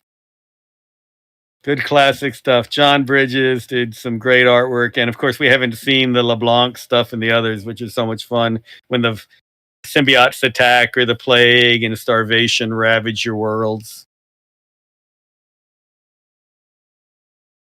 Would you like some energy physics? I would love me some energy physics. Awesome. And then I don't know, should I even look at the taxes or just that's it? That's good. Well, that's his. You can change yours. When you have an alliance, you can see those things. Got it. So you okay. can see mine, actually. So go ahead and hit done. And left-click on Andrew. And you can actually see my taxes and tithe skim. I need to start skimming some money from the church. I'm low on cash. Yeah. Need to go Your into negative those. zeros. Their allowance on oil. I just bought from OPEC. What can I say? All right. Cool. All right. So I'm set up for that. Do I need to return anything to you, Andrew, or are we just passing the save? I'll take something if you want to give me some physics. I'd be happy. Yeah, go. Yeah, let me show you how that works. Yep, left click. Now click on Give Me Technology. You want hospitals. Yes, please heal. Yep. And then you LFH. go to the other one and go, or you'll regret it. So energy I'll take me physics? some energy physics too. Absolutely. All right. And done. Yeah, I'm helping. All right. So exit. Yep. And our plan is to gang up on the Dakotas and the Almali. Yeah, if you want to end your turn, it'll tell you have moved all units, but that's fine. And how does this work? Do you have to actually save? When does the save? You'll see. Go ahead. Yes. And now you prompts you immediately to save. And just say, you just click Tygarlily save if you want again, and just overwrite that. Okay.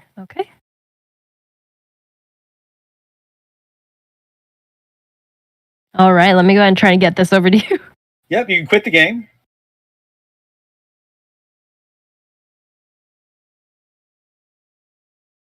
Yeah, I don't have hey, everybody. to recognize the save, right? What was that? I don't have to restart the game for it to recognize the save if I just drop the save in the save folder. Right? Yeah, just drop it in the save folder and it'll see it.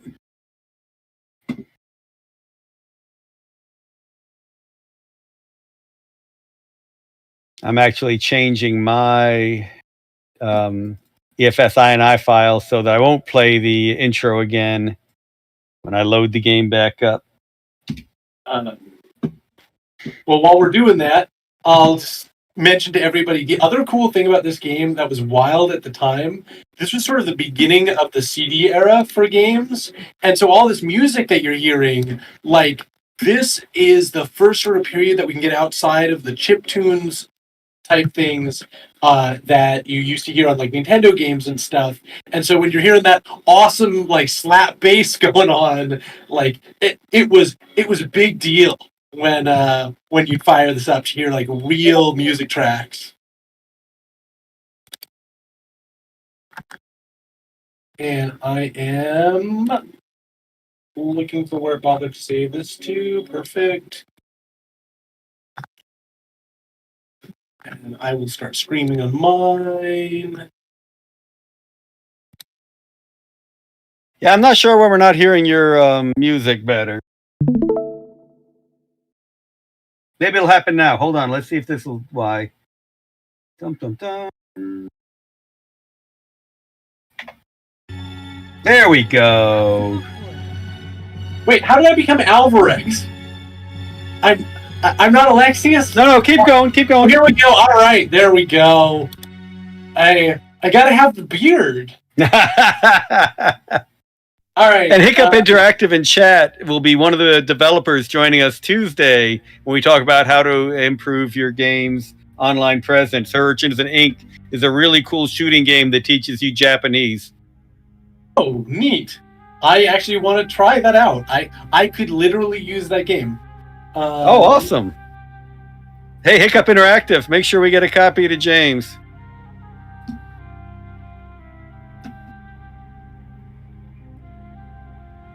I am butchering these guys. Whatever, we don't need Battlemaster. We'll go back to charismatic leadership. And we are, of course, enemies of the church. Church is not a big fan of us. So you said I'm going straight down psychosocial engineering. Got to get myself some meditation, alien psychology, and special forces. And is it proving that psychosocial is special forces? Special forces is the bomb. Literally. And, let me just tab out. I've managed to cover up my... Oh, I see! I see how it is. Uh-oh.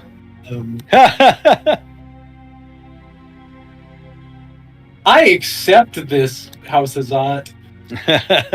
So I will try and blaze through my turn. Am I streaming okay? I've managed to cover my screen with other things now. I believe so. Let's ask Thor. Thor, any issues? I think everyone seems to be enjoying it. Nobody's yelling at me in the chat for a change. To space! Did someone wake up and choose violence?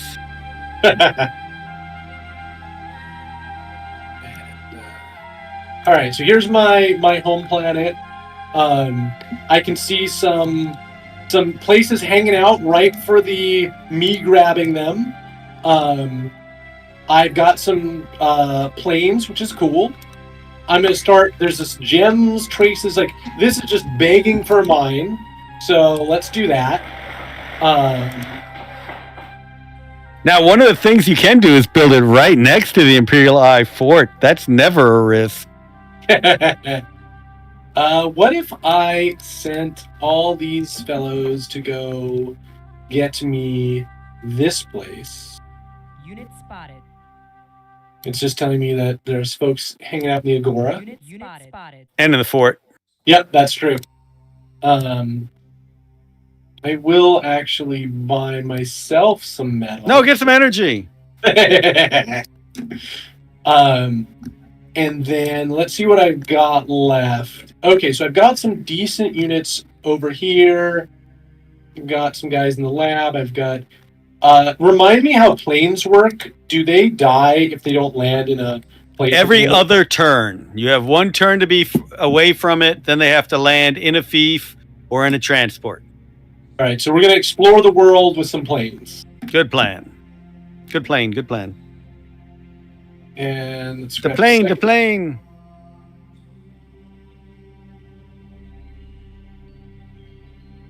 See, anything cool over here? Now, it's funny, we all saw Tygarlily moving those PTS guns. They're slow, but they are actually pretty potent weapons. It's true. Like, they're better than artillery at being artillery. Ooh, some gem. Ooh, good find. So I might want to get an engineer over there eventually, which means probably want to build an engineer, but actually I want to build an engineer as... Oh, yeah, you start with a lot of metal. You bum. Yeah. Have Some engineers. I do want to produce an engineer.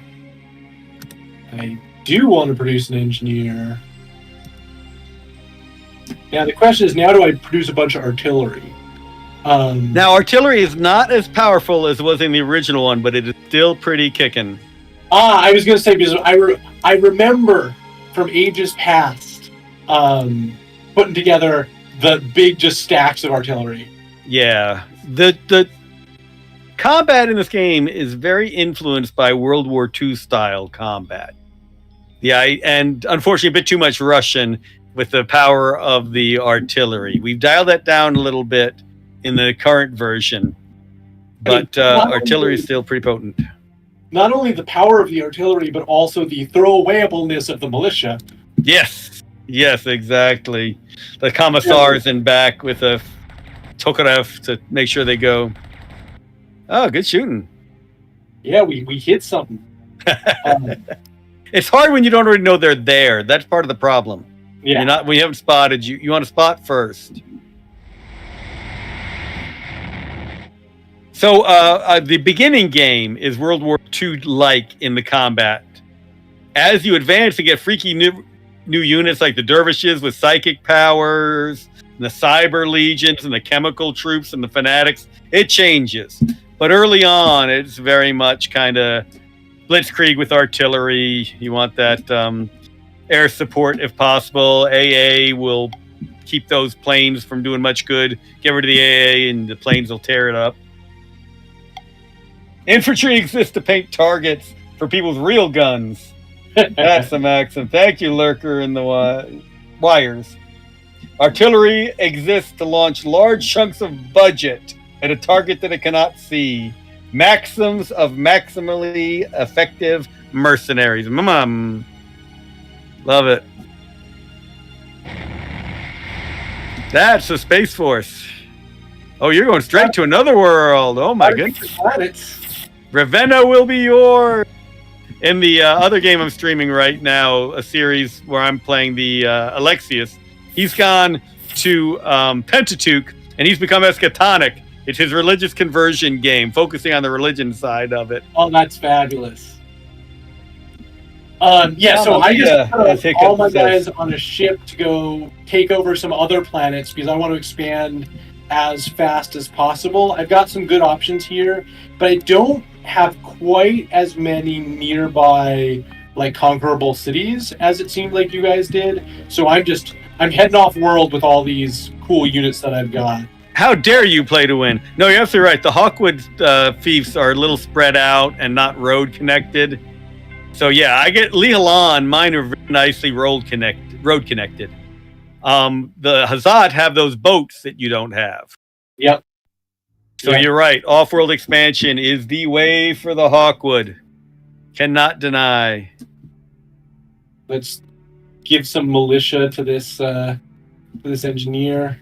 You're not going to have militia with their guns to the priest's head? To enforce the church. Yes. Enforce doctrine! That does feel like a very this game thing to do, but... Yeah. Especially for the Lihalan. I'll have to do it. I think that might be it for my turn. You can go ahead and sentry those nobles and scepters, so you don't have to click on them next turn. That's true.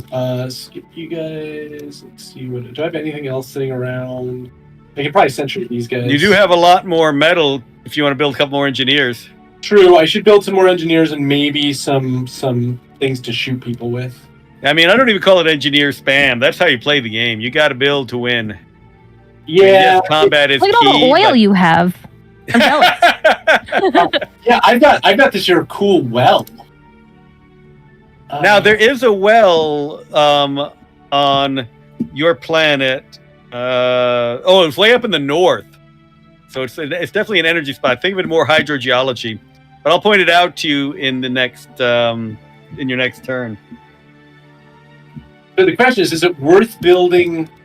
I guess I might as well build a tank or two. Tanks are always worth having. Yeah, medium tank it is. Build that. And a secret, when you attack the ruins, you want anti-air. There always seem to be air units hiding in the ruins these days. You know, we missed that airfield sitting in the ruins. We think of it as hover ships popping out from they've been stored for centuries. You are battling around the ruins of Second Republic and alien species and so forth. The only problem with building that many engineers is it did take a lot of my food, and and Hawkwood don't build a lot of food. You're right. You might need to buy some soon. You're all right now, but yeah, you got to look at some places to build farms. Ravenna is good for farms. I feel like somewhere up here might not be bad, but I have a very frosty planet, so like. No, you're absolutely right. Maybe not as much. But I think I've moved everybody. So hey, you're not going to give me some technologies? Oh, you're right. I didn't do diplomacy. Friendship. Technology. Oh, I have no technology I can give you. Me? Yeah. Oh no, you can't give me any technologies. Right. I've given all I can give. And I will give you a planet map of Byzantium. What situations, environments do naval units become important? With space, air, hovercraft, they seem rather niche. One of the cool things about the naval is that the air carriers, as soon as a plane lands on it, it basically refuels, whereas in Fiefs, they have to end the turn in there to refuel. There are some more ocean-oriented planets where they're more important, and there are some places where we have purposefully built the palaces of the rebels on these isolated islands under shields, and you can't really land a force without getting taken out their PTS guns, so you have to do a naval assault. In a multiplayer, it can be a lot of fun to come into a planet and suddenly start sending your boats around. There are some players, I will never encourage this strategy, who put their scepters on a boat and hide it in the least likely place for any other players to see it. The problem with that strategy, if it's detected, that ship can be sunk from orbit. Well, and the interesting thing is, one thing, if memory serves, there are also scepters sitting around. Like, there are old houses that have like collapsed or been lost, and there's scepters just sitting out there. There are some in the ruins, that's right, and in other places. Yep. So, Andrew, All I'm right, cool send this stuff. back to you. Yep. Just put it in our Discord. Boom. So Tygarlily did a very classic first turn. James is doing a little riskier, but a very cool one, where he is going maximum expansion at maximum speed. And it's a little risky because there are rebels on his planets, but he is taking forces away. So we'll see what works for him on it. And I'm kind of doing that midway one, doing some development, and of course buying that energy, which helps so much. Yeah, you got to use that energy. Got to put it to work. So, Speaking of energy, anybody who doesn't realize, the reason that we're laughing about that is Andrew bought the wrong thing, and it's a thing that, while very useful later on, does basically nothing at the beginning of the game. Jack, I don't have a chemical plant. I don't have a ceram steel. I got nothing that takes energy right now. Now, speaking of energy, we are at almost 9 p.m. EST. I'm good to keep going. How are you two doing? I mean, Maybe one more round? All right. So, I'm in for however long. All right. Let me get it going on my machine. Yeah, and it just started up because I turned off the trailer in the file, but now I need to share. Let's get some sharing happening, shall we?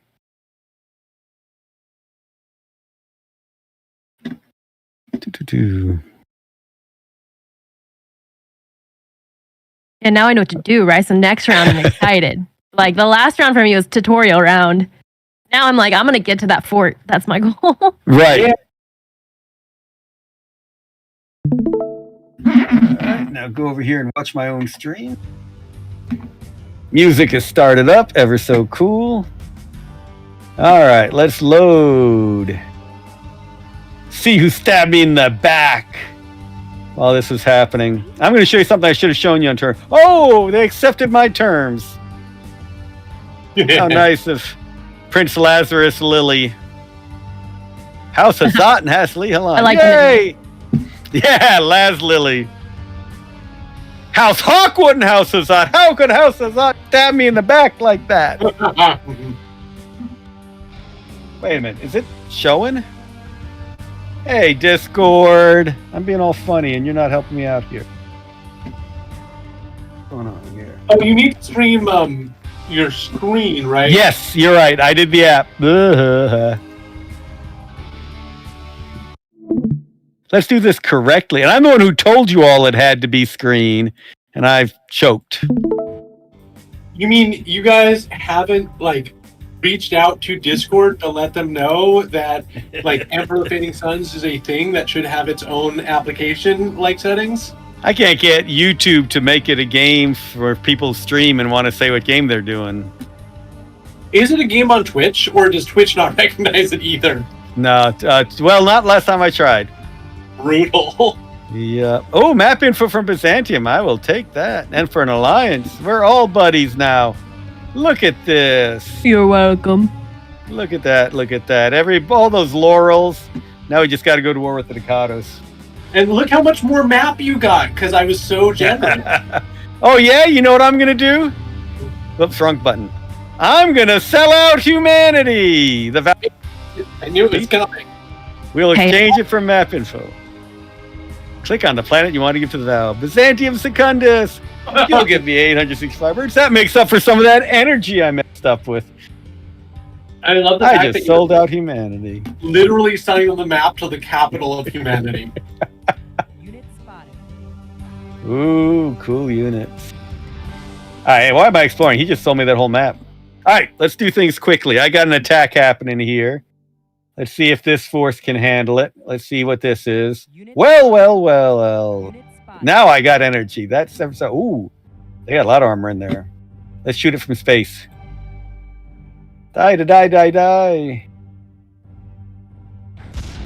See, when you, James, when you see them first, it's easier to hit them. That is actually a thing. Oh, that's If you cool. haven't scouted, you're less likely to hit. Now you can still miss, and you see Tygarlily. There's this one hole in that stack of units. That means I know there's another unit there. I just don't know what it is, and there might be some here I don't know. But I know there's at least one more unit. I don't know what it is. It's probably not a militia, probably not a smiter or anti-tank gun. So I'm not sure what that is. So that's a threat. Oh no. Yep. So this is what I'm about to do is a risky attack, and I would not do this if I was smart. But I'm me. So let's get the well. I think Go you're straight fine on on it. this well. You got some good troops there. I do Oh, have no. good troops. Oh, a partisan. It's a Portnow in there. I should have been able to capture that Portnow. Darn. Capturing is very cool in this. Yeah, so check this out, Tygarlily. This unit retreated. You saw the flag, the yellow flag. So this unit has run back, but it's still gray. It's still, if you look, when I right-click on it, it's still a rebel. So I need to actually capture it. So I'm going to go and send my damaged tank in there. Goes into the well, and then it taps on him. If I don't have enough movement, I can't capture it. It'll just run away the next turn and be a threat from then on. He'll come back with friends. It will. It gets scary because they can activate rebels in ruins, and it's crazy. You can suddenly find yourself with a serious rebel threat mid-game if you haven't pacified your planet. That's why James's strategy is risky. Wow. The other cool thing about capturing, though, is sometimes you'll run into units that are more advanced in tech than you can currently get. But if Yeah. you're fighting them with like a big force, you can force them to run away, and then you can capture them, and now you have this cool unit to play with. Speaking of cool units, let's go for a Tygarlily.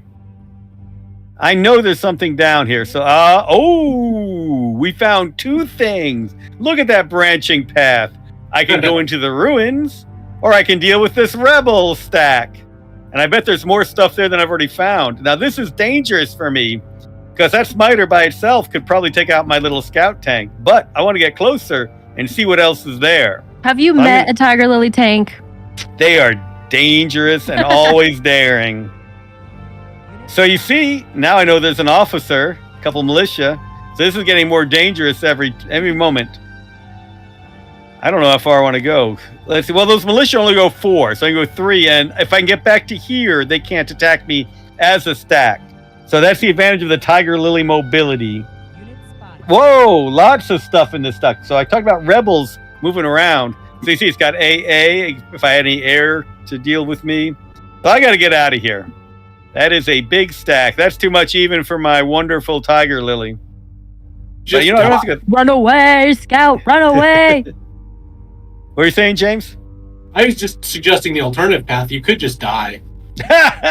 Tygarlily never dies. What are you talking about? Yeah. What you talking Goonies about, never Will? die, ever. All right, so I know there's something cool here that just lost a bunch of units, but wow, it's got a big stack coming around. I'm sorry that my cruiser used up all its shots, because I want to stop bombarding that unit, get rid of that smiter and that artillery and stuff and the anti-tank guns. But they're out in the open. They're easier to hit when they're out in the open than when they're in their fiefs. They're better defended in their fiefs.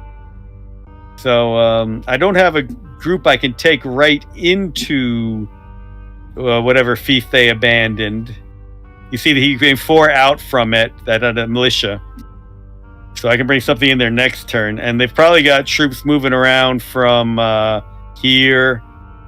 And wasn't there something over here? Nope, that was it. I took stuff up here. All right, anyway, let's move quickly. Get stuff happening.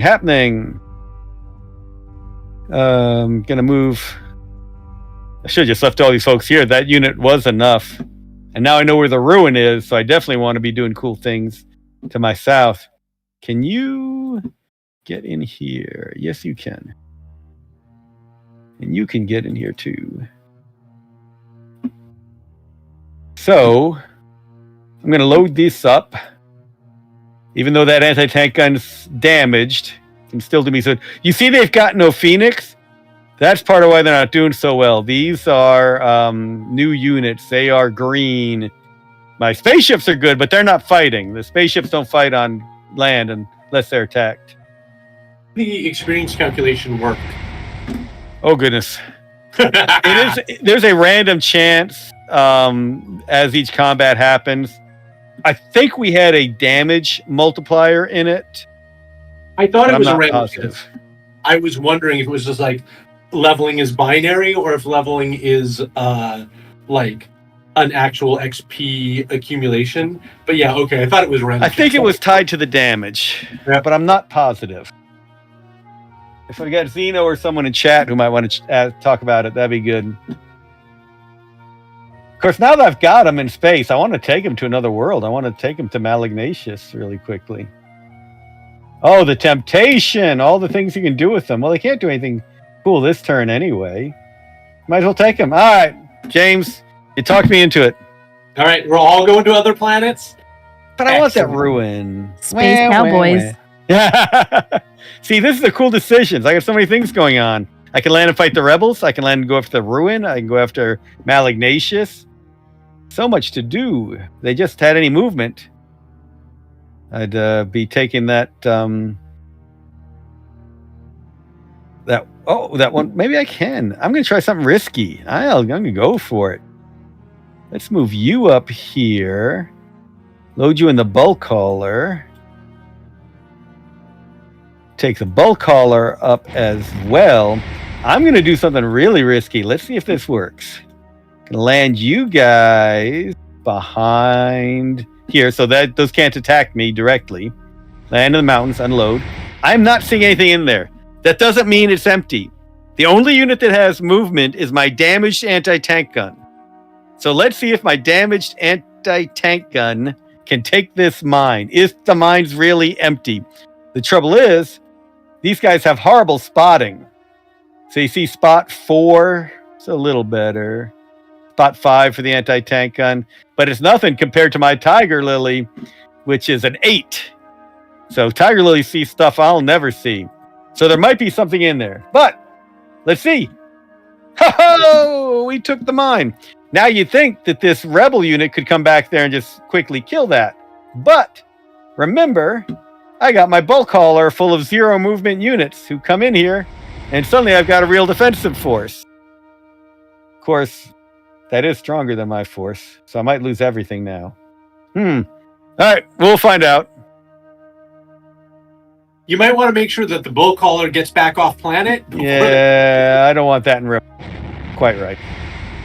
Let's get these folks up too, just in case. Well, no, because I've got all those guys. They're going to be safe. All right. I took a mine. I took mine. I got no idea where I'm taking these guys. There used to be a strategy for Lee Halan that I knew, and now I don't. I'll just take everybody back home, and they can get picked up next time by someone taking them into space. Gonna do some healing here, wait for bulk haulers. But I want those ruins. Get these folks down to come over here and battle that stack. That's what I need to do. All right, James, you talked me into it. I probably should do a turn of healing. No healing. Here than James. Get my noble up with them. This one was going to build a mine, but I want to build a road to the mine. Always build road. Don't hit the E button, hit the R button. We're going in the factory. I should be building something in the factory. I need some engineers, don't I? Just randomly put engineers in building. Build. They're the best. Okay. They like to explore. I really like them. Oh, wait a minute. I've got something down here I got to take. I forgot about that. And now I took the well. Build a militia here first. And then I'll build an engineer. I love all the cut off roads in this planet. It's another feeling of fallen civilization that I like a lot. Exactly. And it's always that choice. What do I do with the engineers? Do I go complete this road? Should be useful, or go build that mine that I need? So more choices. Always more choices for players. We need an engineer here because there is definitely some good metal to get up there. Let all of you hang out in the factory. I could build another tank too. I'm following you on the tank route. Unfortunately, I need electronics for that Tygarlily. Who thought the Tygarlily would need electronics? All the streaming those tanks do. So electronics, does that come from oil? Yes. Or you are exactly right. Energy, not oil. We are Okay. energy independent, as it were. So yes, if I built a city here, electronics requires 10 energy and 5 trays. So it was a good thing for me to buy that energy. Yeah. All right, let's just leave you all here to be picked up later. I'm centering them so I don't have to cycle through them every time. I was exploring with some of these units. That was my Malagnacious one. Let's see. Ooh, I could visit Istakar. Let's go see what the Al-Malik are up to. You are still on your way. Continue movement. Could use that Power Legion. Go to good old Pandemonium. Craziest planet in the known world. No, I must diplomacy. But first, something I didn't do before. I'm going to send Lazarus a message. Message What? sent. What did I just do? Oh, hit control. Instead of actually just typing. Send a message to Lazarus. Let's gang up on the Hawkwoods. oh no, Message sent. And the then highest order. let's send a message to Alexius. Watch out for the... We should gang up on them. 4 exclamation marks. Game now. Message sent. Now it's a game. I mean, the political side of this game was one of my favorite things. I think is what really makes the multiplayer unique. Hey, would you give me physics? I'm saying all kinds of nice things about you. I'll give you pharmaceuticals. Message sent. Do you have any technology? Oh, you got technologies. I bet. Oh, you got physics. I'm getting that from my buddies in the Lehigh. Uh-oh. You need to be watching your taxes. How am I doing on my taxes? Better than you. I plan to expand enough to exploit the peasantry. I mean, get contributions from your loyal and devoted followers. Oops. Yeah, diplomacy. So let's look at that again. Let's see how Lazarus is doing. Lazarus is doing fine. Losing a little bit of money. Might want to skim some church money. Message sent. But Alexius, whoo! There's Gotta some spend my problems. His exploring is expensive. It is. It is. We got some expensive unions out there. Hey, wait a minute. I can buy metal. No, I can't. I spent all my money on energy. All right. So you saw how much faster that turn went. All messages misread. Sorry.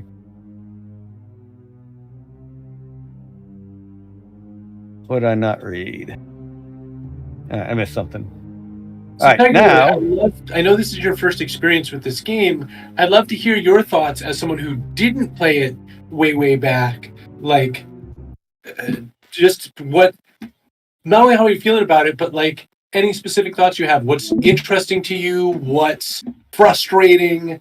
And don't worry about Andrew's feelings. Well, first off, I love the fact that like you could do a full turn, send the file to a friend, and when they're ready, they can log in and load up that save and be like, okay, what did James do today? What did he get into? What did Andrew decide to like? You could just go and you can see what you like. Obviously, if you have enough resources and enough time and enough units, you can just go and just explore, take over, have resources, or maybe you did something with the politics. Maybe you started a war, right? Like that's the most interesting thing to me is like opening up a save and see where someone left off. Obviously, the UI is something to learn for like it took me a second, right? But now that I've got that down, I mean, there is so much more that I could have under my belt, but within that 30 minutes, I was able to just grasp enough. Like, I'm excited to log in or load my save real fast and just be like, okay, I'm gonna send messages to everybody because and then I want to finish and go to that fort. Like, I have a plan, and it's always fun waiting for my turn to do that. But yeah, I think when the UI is the biggest thing. But one thing that I think is really beautiful about the game is, right, you had a rebel who ran away, and now he could come back and ruin any plans you had. I think that creates so many, it branches out to with the story or your end result on what your plans were. I think that little unit, that rebel that got away, the fact that he was able to walk away, you couldn't catch up to him, Andrew. That is crazy to me, knowing that there is that little detail to create a huger story when it comes to this. Yeah, and they'll do that. They'll come take your fiefs if you leave them abandoned. They will activate a ruins and suddenly have this whole group of reinforcements. It can be a crazy X factor in the game. Well, and a lot of the stories, the emergent narrative from this game is kind of great, right? Like the times where you do things like, you get elected to run the border forces that are holding back the symbiote alien invasion, and then you actually pull out those forces to go serve your own ends and go take over a planet for you. But then,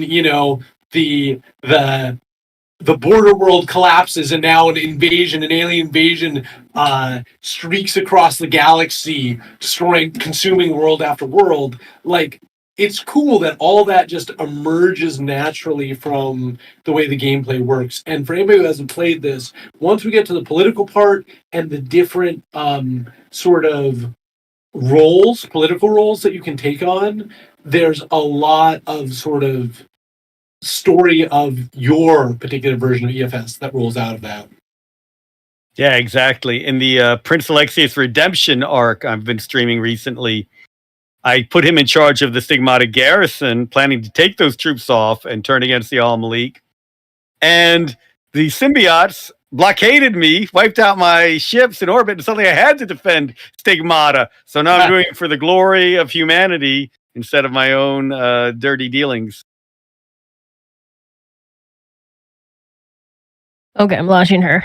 She's starting up.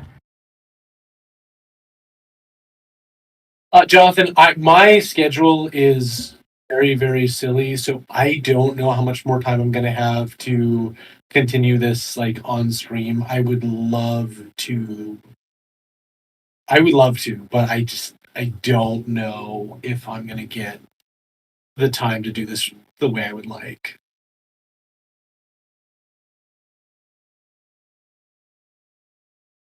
Yeah, Jonathan, I might just turn it to them and let them do their own turns. What I was thinking, James and Tygarlily, if you want to continue it, we will just email it back and forth, and we'll do our own turns. We can stream it on our own channels, and we promise not to watch each other, honest.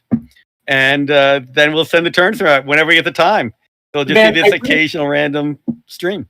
I wish we had somebody who could sort of live blog it. Like, I don't know if you remember. I mean, Andrew, you probably do remember the old White Dwarf like battle reports. Oh God, I love those. Absolutely, absolutely. I wish we had somebody do that for like this game, right? Like, we would have somebody who wasn't one of the three of us writing up the events of the universe like day by day. Hey, Graham Davis, if you're watching this, the VOD, I know you're not on right now. I think you wrote a few of those. We should talk to you about doing this. Yeah, those Right to Orcs write-ups were just so full of character. The orcs, I loved it from an orc point of view and so forth. I mean, they were the thing that brought me into that universe. They were, when I was younger, they were the reason that I got White Dwarf. I wasn't quite old enough to really embrace all of the mechanics of like a tabletop war game, but man, those battle reports like made it feel like a living place. And I used to think Blood Bowl was just the cheesiest thing until I read one of those. It's, oh, I gotta play this now. And it's a great game. Blood Bowl is a great game. Like, I will say that I, to this day, still love me some Blood Bowl. Yeah, I love how easily you can fumble. That game just completely changes the tenor of it. Oh, it's bobbling from this player to that player, etc. Always good, crazy. Yeah. So what's the plan then? Do we just want to cut here and then just like Your share call. later? Do you want to do your turn and come back, or do you want to do your turn on your own? What? I think it'd be fun to just like share it later. Okay. Yeah. I mean, with the time we're at, And if that that's way okay you with you can guys. load it a few different times and save it off. When you have the play by email security on that we didn't use, you can't save during your turn. You can only save when you end your turn. That means you can't just keep saving and coming back into it. So with what you've got it, you can go ahead and do saves, try and attack, experiment. Go ahead and do those experimentations. Save the game, try things, see what works for you. Okay. Yeah, that sounds good. And if you want to stream that, I would love to see it after the turn's done and I've done my turn. Okay. I'd love to see that player experience. I love the UX. Well, I shouldn't say the user experience side of things. Watching people stream my games. I wish more people streamed them. There's a bit of a pain to stream these older games. But watching other people stream them, VODs like James or others, just seeing how other people play the game. I know they do it, but seeing them do it and how they do it is always insightful. That sounds like a plan. And today was a great way to practice, and having your guidance was really good. So like later when I do actually play it, I'll know what I'm doing. Well, we turned off the tutorials. You can turn them on in your INI, and the tutorials tell you everything. It doesn't matter what year the game came out. It doesn't matter. I skipped tutorials. So actually having both of you here made this experience so much better. I mean, on the other side, having you here and getting to see someone experience for the first time was great. I was super happy to get to play with you. It was fun. It was fun doing this. Yeah, I agree. Christopher, she streams a lot of cool indie games that you haven't seen. Make sure you subscribe to her on Twitch. Lots of fun games, stuff I'd never heard of that were really worth watching. Yeah. So right now, most of any indie content that I'm making is just ending up on YouTube. And I can link the YouTube if you want to see that. And I only stream Tuesdays. So right now, Ant Online, we focus on any games that come out. But when I find an opening, I stream the game. So you're always welcome to hang out or asking questions. But yeah, it'd be fun. I think planning a stream specifically around this would be the goal. And Christopher, just to be clear, you see those cool weapons behind her? She made those. See the key sword and the rest? Yeah, I'm very, very jealous. If I really like a game, I end up building something from it. So very cool. I got to show you some of the freakier Fading Suns weapons. Hiccup Interactive and Twitch said, we are the tutorial. James and I are the tutorial. So I love that. We is the tutorials. We's the toots. Exactly. All right, everybody. I guess we're going to go ahead and call it here. That was much fun. I really enjoyed that. It was really cool to see what each one of us wanted to do as soon as we loaded in. James already had his plan. He's like, I know exactly what I'm doing. I'm going to space. I will confess I might have fired it up last night to remind myself of how the game worked. Yeah, I thought there was some Leland stuff out there that wasn't there. So, yep. And all thank right, you everyone. for this chat. Like your contributions, your puns, all great. Yep.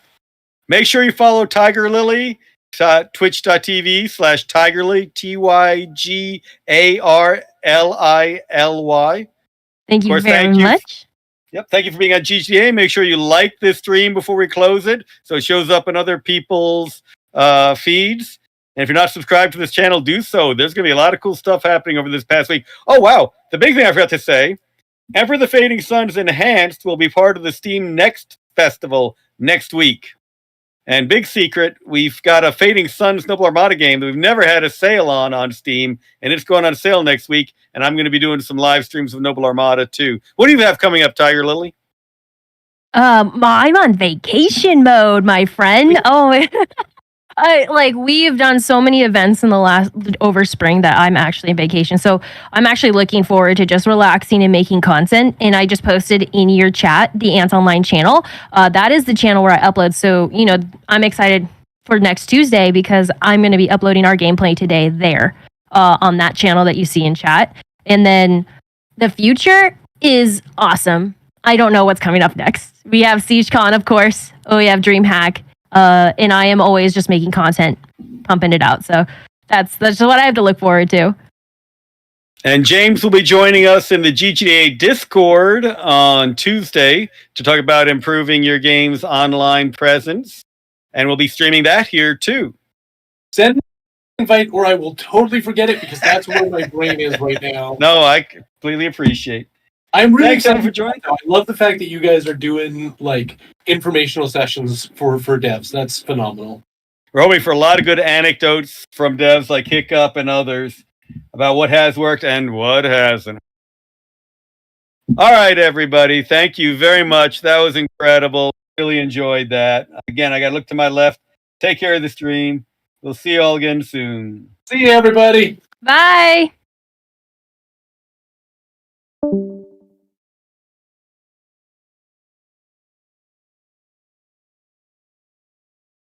Awesome. Thank you, Andrew.